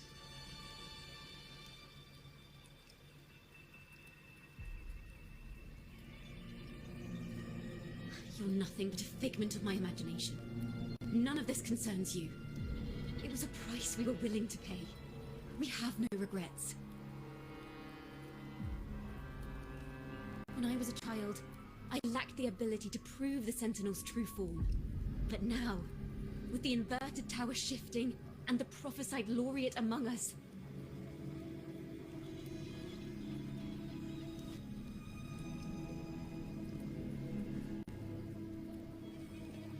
I believe the opportunity has presented itself for the truth to be...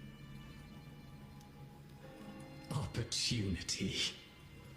Indeed. The moment of choice dawns once more.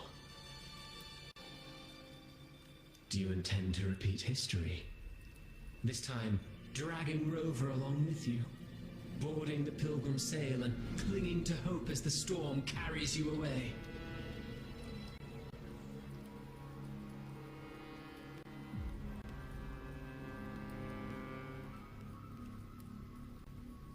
Isn't this what you're afraid of?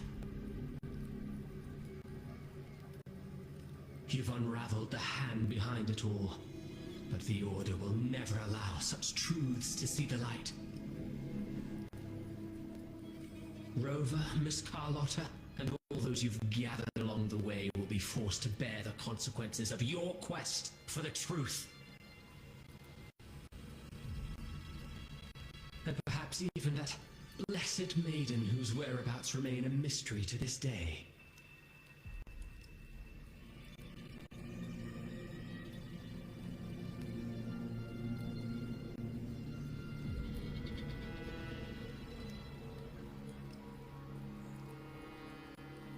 Even so, will you two still insist on stepping onto that stage tomorrow?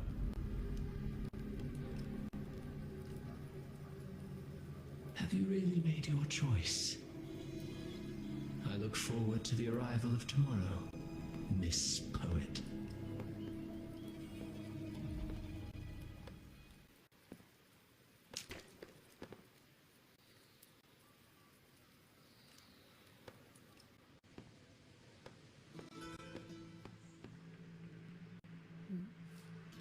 Is this Ciaccona's sheet music? She was here. The vision I saw seems to have been recorded from this.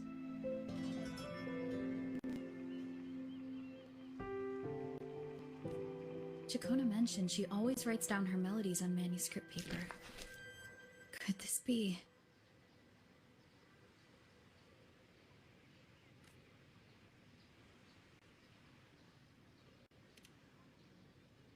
Oh. It's a golden anthem.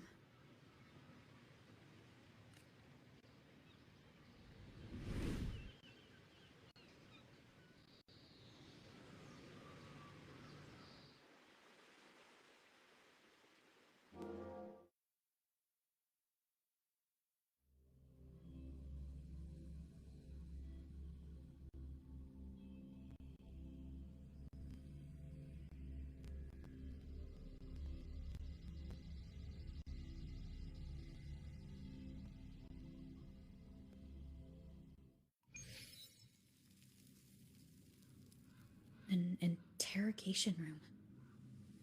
Being here reminds me of the many unanswered questions still hidden within these melodies. The girl in the Poets Society's study must have been Ciaccona when she was little. What happened last time was no accident. As the performer, her own melodies got entangled in the mix. But why was she there? And why are the Toccata family and the Poets Society accused of the same crime?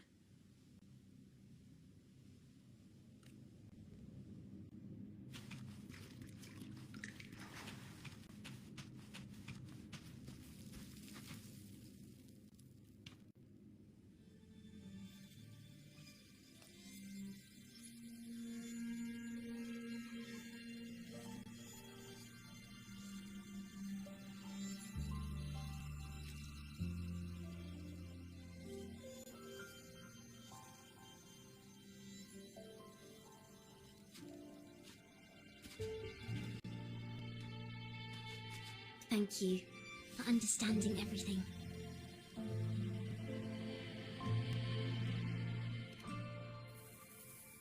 Is there anyone else here besides you?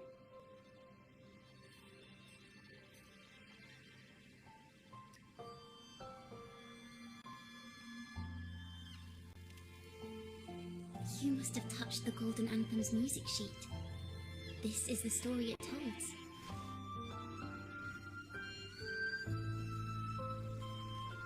To be able to touch it means you're someone I can trust.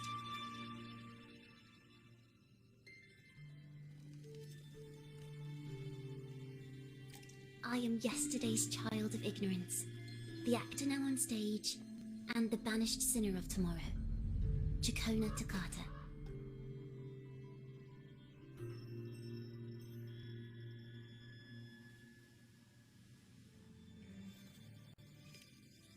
Let me tell you, the story of the Golden Anthem doesn't just belong to the Poets Society. It also belongs to me, ciaccona toccata.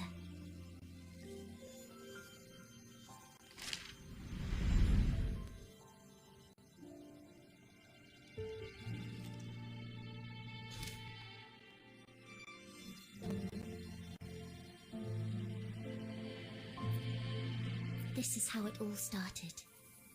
A mysterious person showed the poets the truth about the Sentinel. Then they decided to become Knights of Ragunna. Back then, besides the conductor, there were others who helped organize things.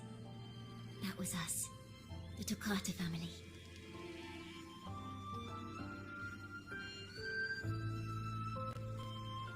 It didn't take long for the Order to notice us. To keep everyone safe, they gave my father a key to a study. Inside, there were papers that could have destroyed the Order, if anyone would even believe them in the first place. It was blasphemy, but my father didn't hesitate. He took the key right away.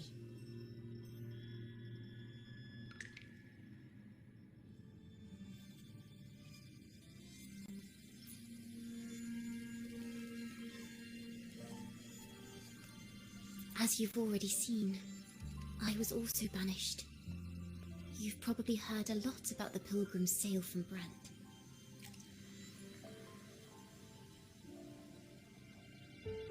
Usually, the food and water in those ships aren't enough to get the people where they need to go. Even if they made it, the cold would get them. But on that ship, the Order made sure there was nothing. No food, no water, nothing. And there were only 3 fools on board.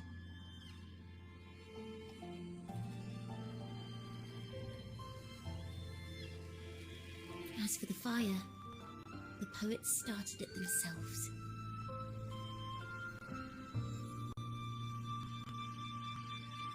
In the past, everyone thought they were brilliant cantors, but inside, only they understood how fake and arrogant all their poems and music really were.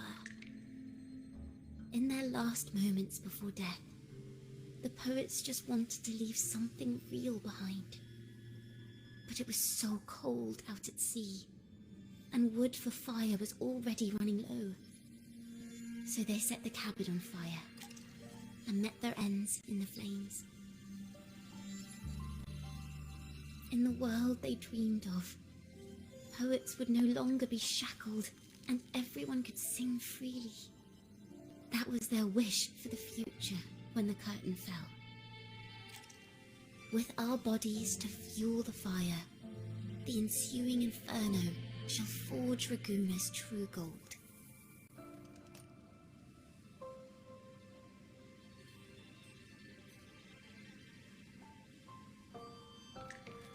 But the Order was afraid. They didn't want any loose ends, so they went to salvage the ship's wreckage.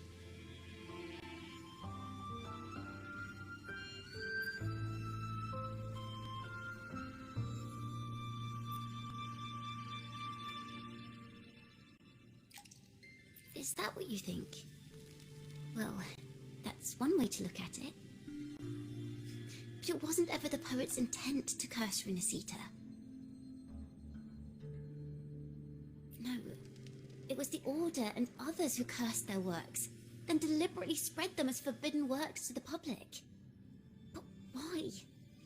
If their aim was to silence you for knowing the truth about the Blessed Maiden and Imperator, it was a clumsy attempt.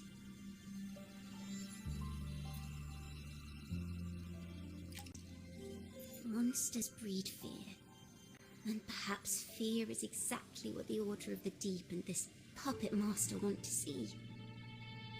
It seems we've become pawns in Fenrico's and this puppet master's game. The more I think about it, we too have become the very ones to curse Renacita.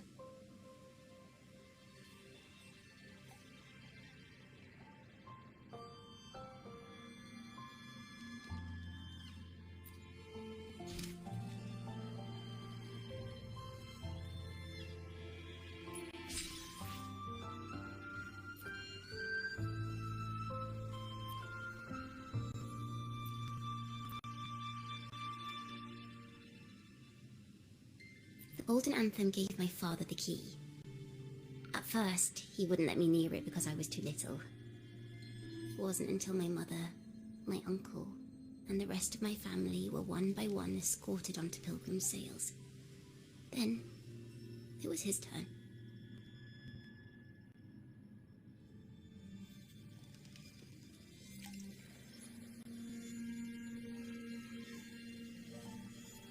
I still remember the day he handed me the key. The smile on his face. Don't see it as a burden, my child. Remember, true courage isn't hiding it away in your heart. Raise it like a torch, just like the sun, so it can light the way for others. Only this kind of courage can rid your father of the cowardice he showed toward you and your mother. Never forget, you are a Takata.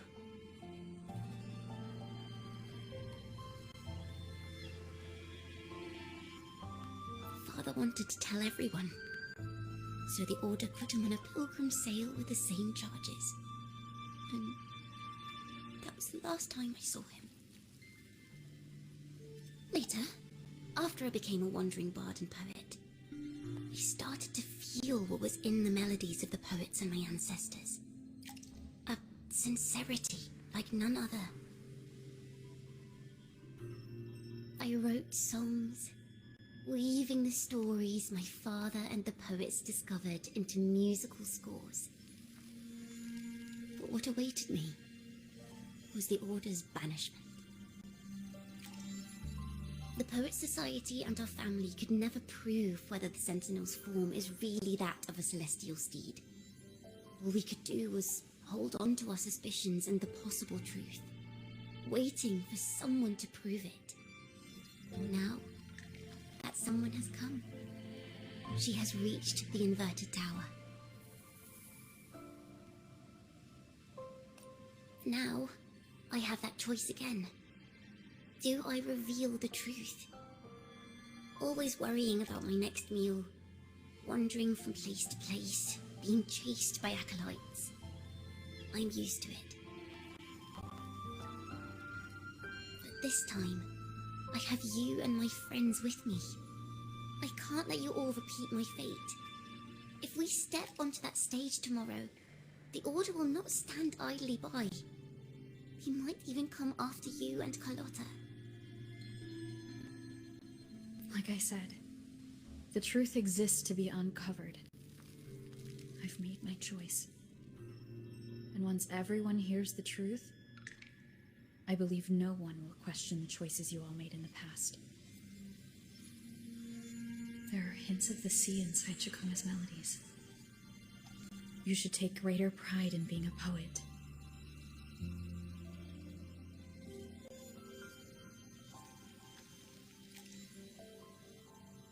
Thank you. Thank you for understanding everything. Let's open the doors. I hope this time, the story ends differently.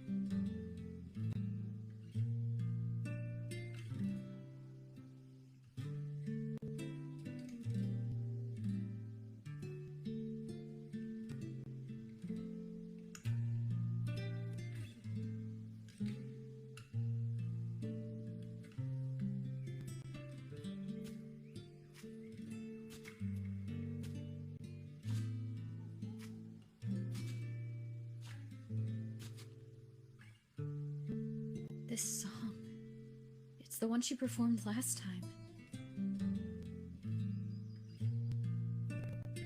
The melody is the same, but why does it sound so sad this time?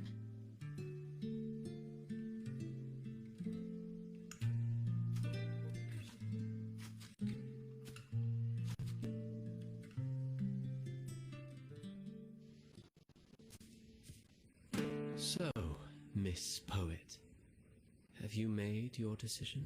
This is a poem I've never seen before. It's so different from what they used to write.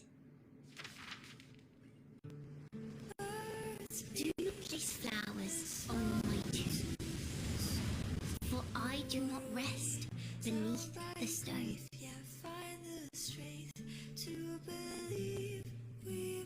I am the sea wind at Raguna's walls.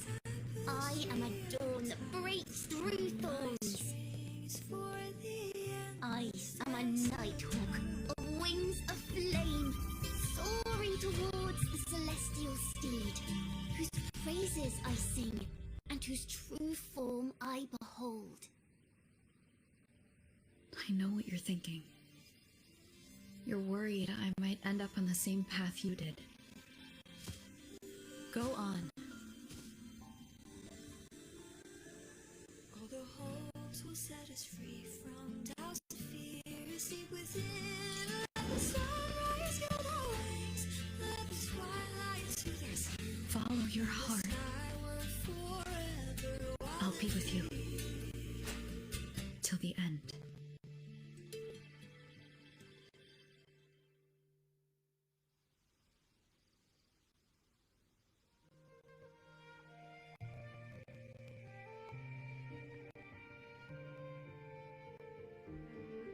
penniless bard and the laureate roving in a foreign land. Together, we rise up against the Order of the Deep itself.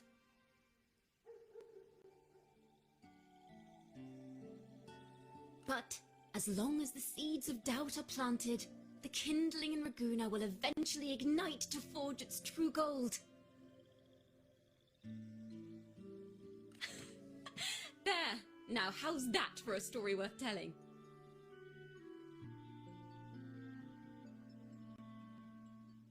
Ah! Speaking of which, have you ever read that novel?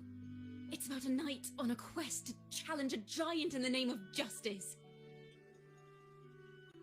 The knight is also accompanied by a squire. Time after time, they throw themselves at the seemingly invincible giant. I am no Montelli, acolyte of the Order of the Deep or Knight of Raguna. But still, I shall lead the charge. Yahoo! Mount up, Sir Knight! To battle we go!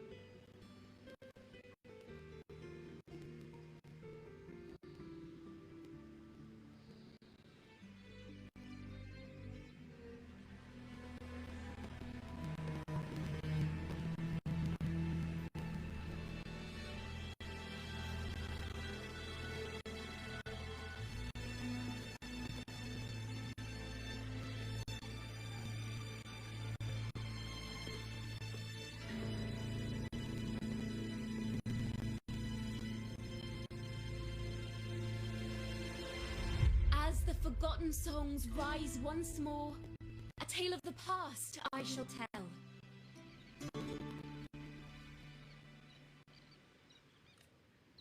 This is the story of those who were accused of blasphemy.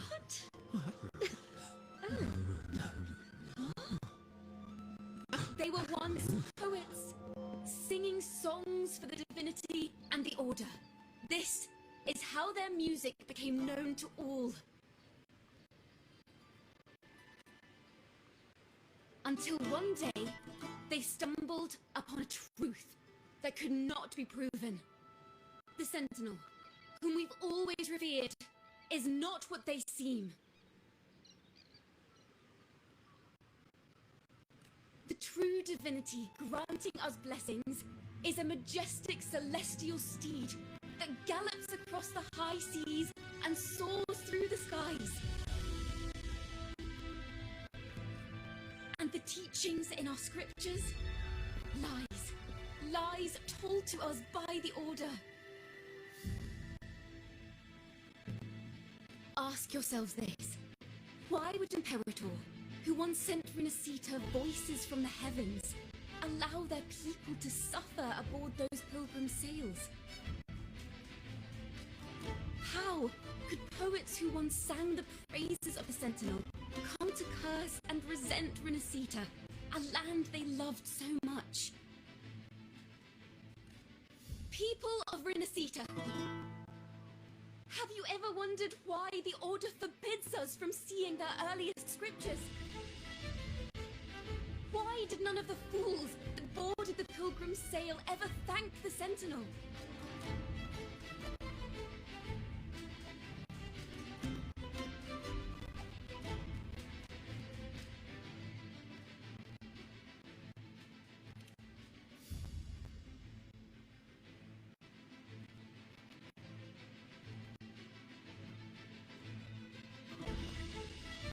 Imperator and Draguna have always stood united, yet lately, they seem to have vanished from our dreams. Why is that?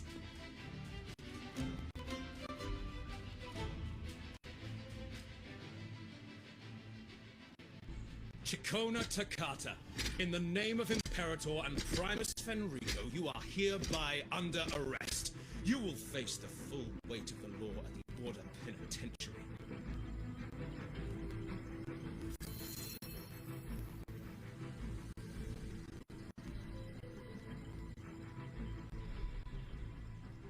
Is that so? And what are the charges this time, if I may ask? Blasphemy! Oh! The same old tricks again! Is this how the Order intends to keep the truth hidden?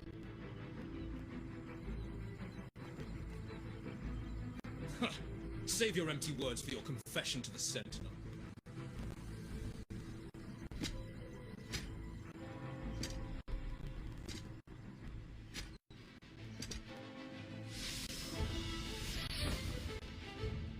Damnation! She's not walking alone!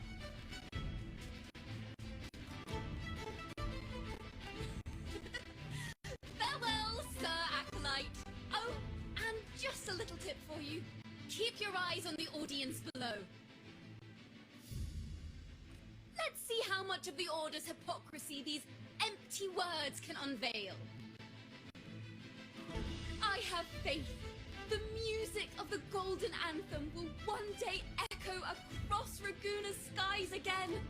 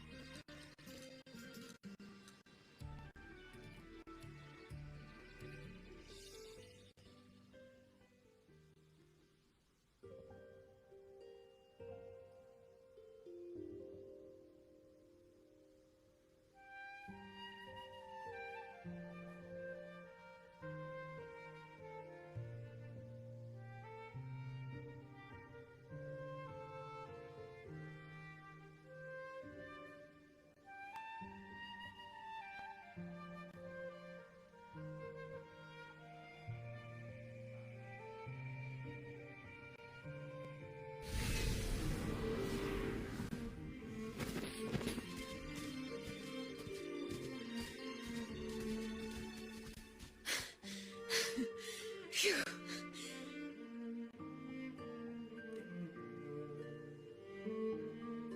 A masked hero suddenly appeared, rescuing the bard right when she was about to be apprehended by the Order.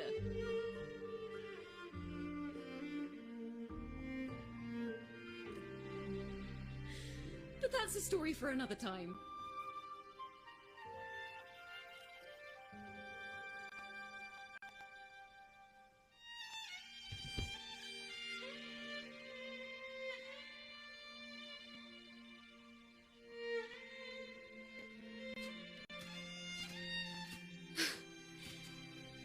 You know what this means for you, right?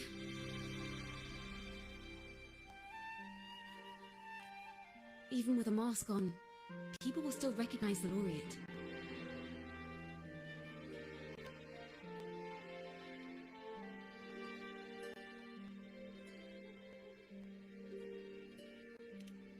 now a wanted criminal by the Order.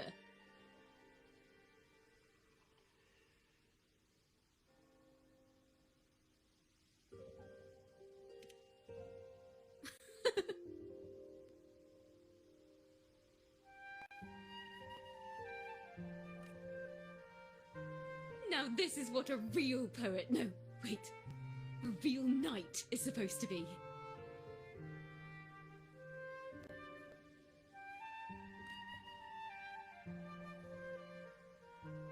Well then.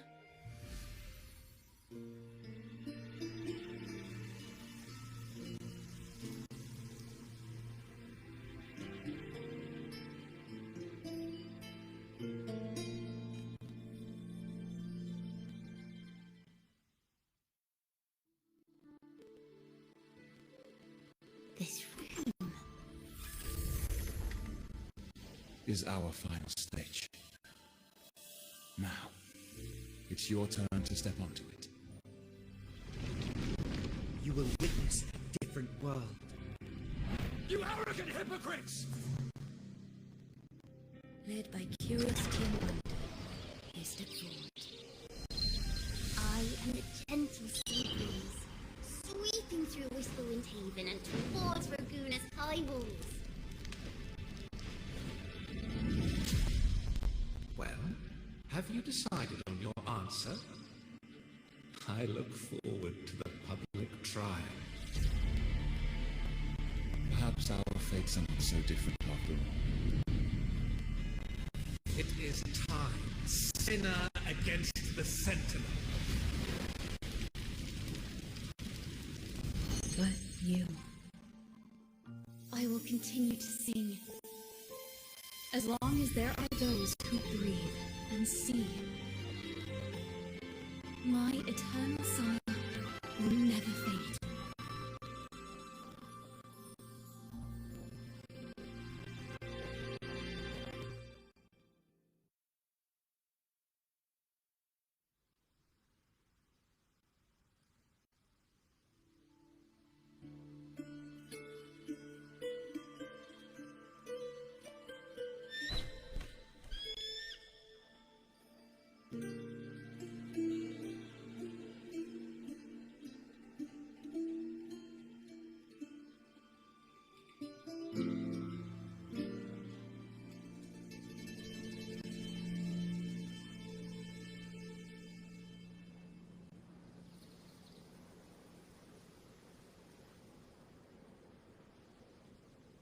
Do you feel it?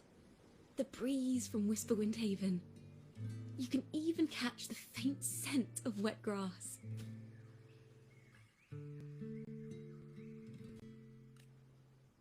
Next thing you know, maybe an apple will fall on our heads. Or maybe a big grey wolf will leap out and chase a squirrel down a rabbit hole.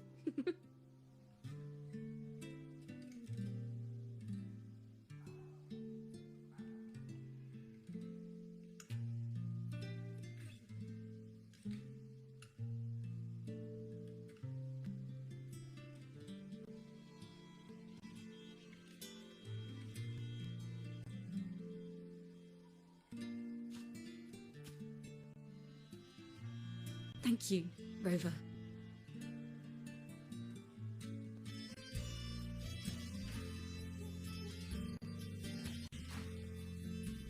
I don't have the Blessed Maiden's miracles, nor the powers of a hero. I'm just a wandering bard.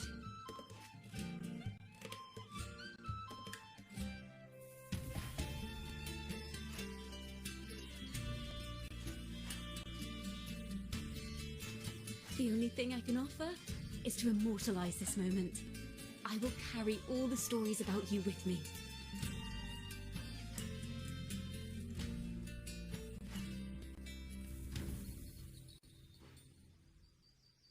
By the way, I met a man at Margarita's who claims to be a playwright. You should watch out for him.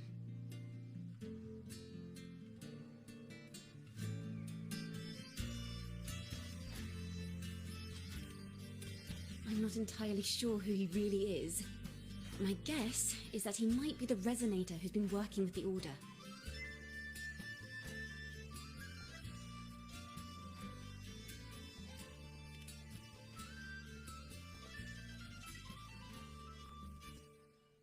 Here, you can have this music sheet. I'm heading off on a new mission.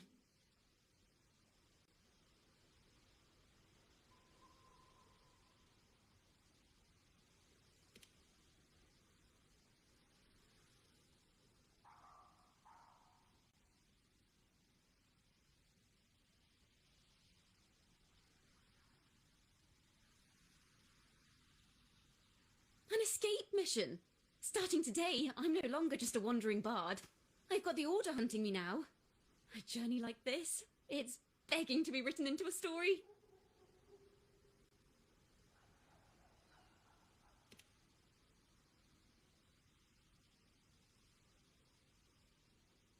Don't you worry. I still remember our promise.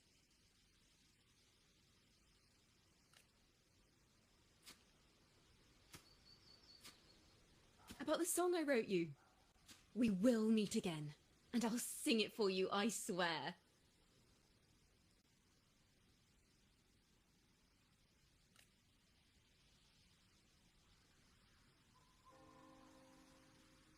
After all, we're partners in crime now.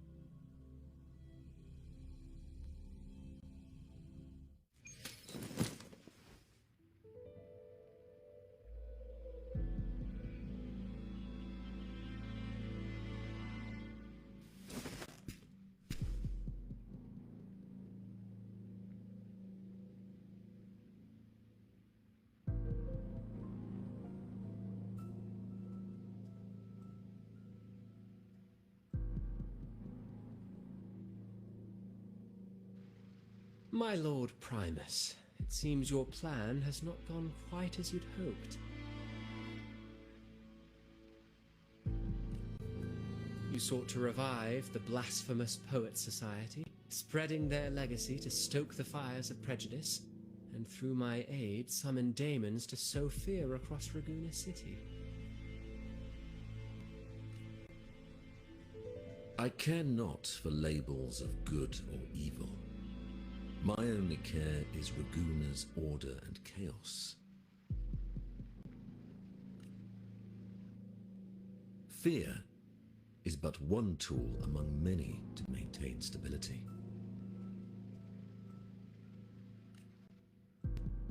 Ah, truly the words of one in possession of great power. Such lines are rare, even in plays. And yet, why do you seem so restless, Lord Fenrico? This is hardly the character I expected from you. Is it that foreign laureate that unsettles you so? Or perhaps that insignificant Toccata girl?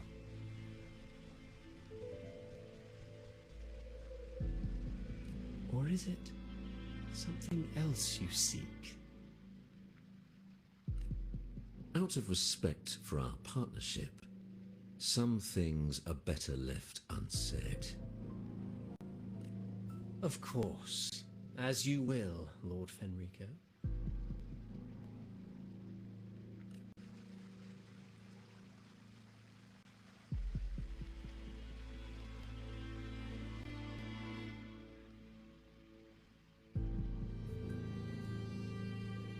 Wait.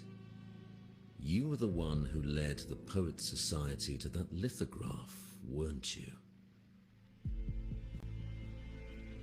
I've heard whispers of your presence at Whisperwind Haven around that time.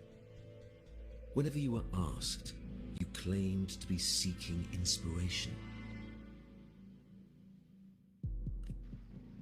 Why are you doing this?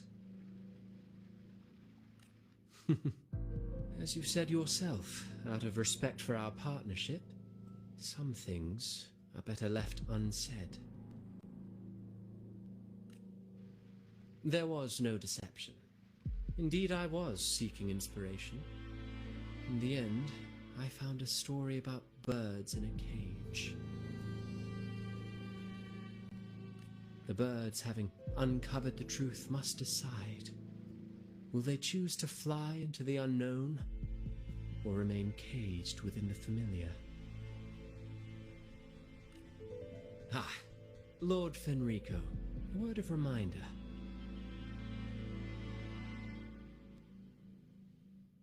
Just as the young Toccata mentioned, how long has it been since you last dreamed of your true divinity?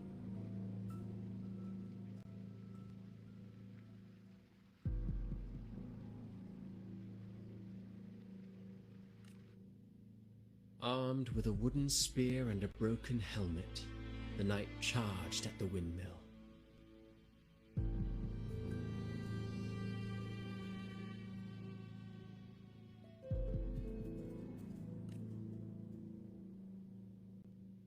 His squire, ever loyal, trailed close behind as if becoming one with the knight.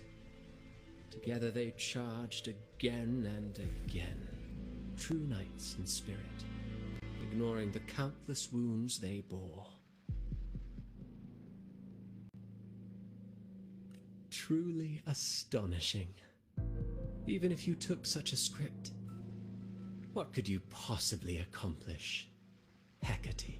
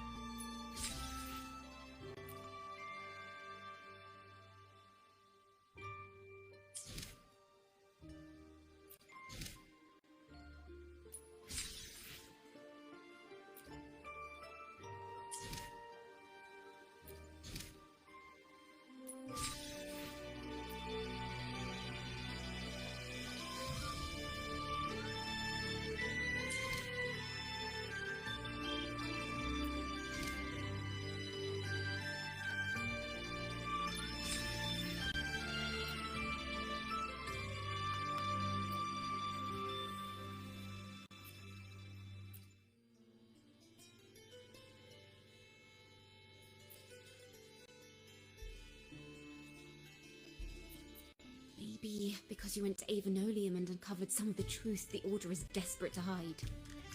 It would take a lot more than that to even leave a scratch on you. Perhaps they're having someone else do their dirty work. That just makes finding the one pulling the strings a top priority.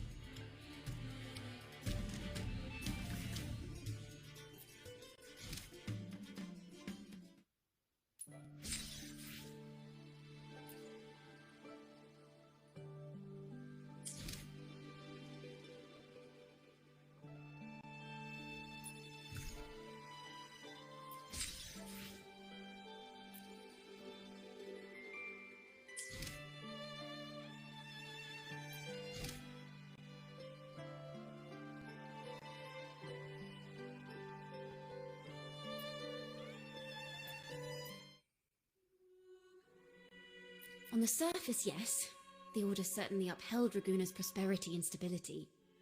The poets, praised for their songs to honour the Sentinel, earned the Order's favour. Despite their banishment, their works still serve the Order's cause today. But this, my friend, doesn't strike the right chord we need to follow.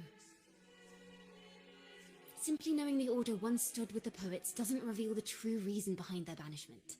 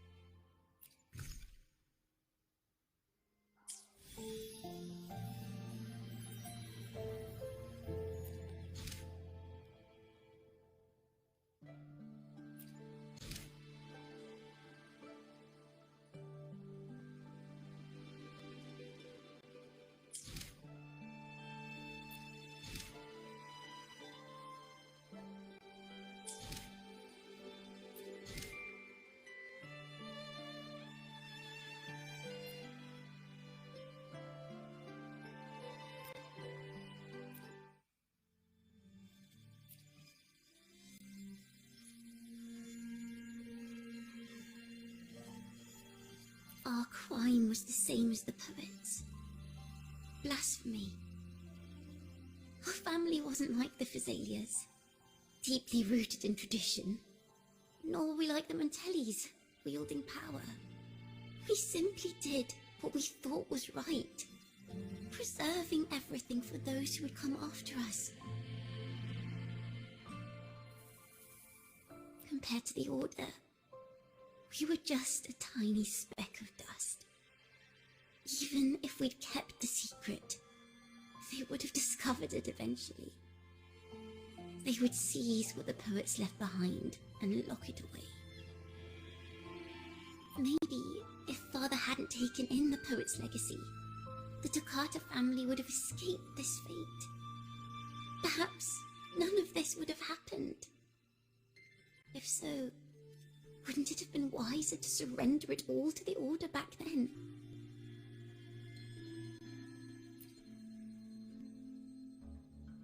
The fate of the Toccata family might have taken a different turn. But when you face the Order of the Deep and their false divinity, our fate is no longer ours to control.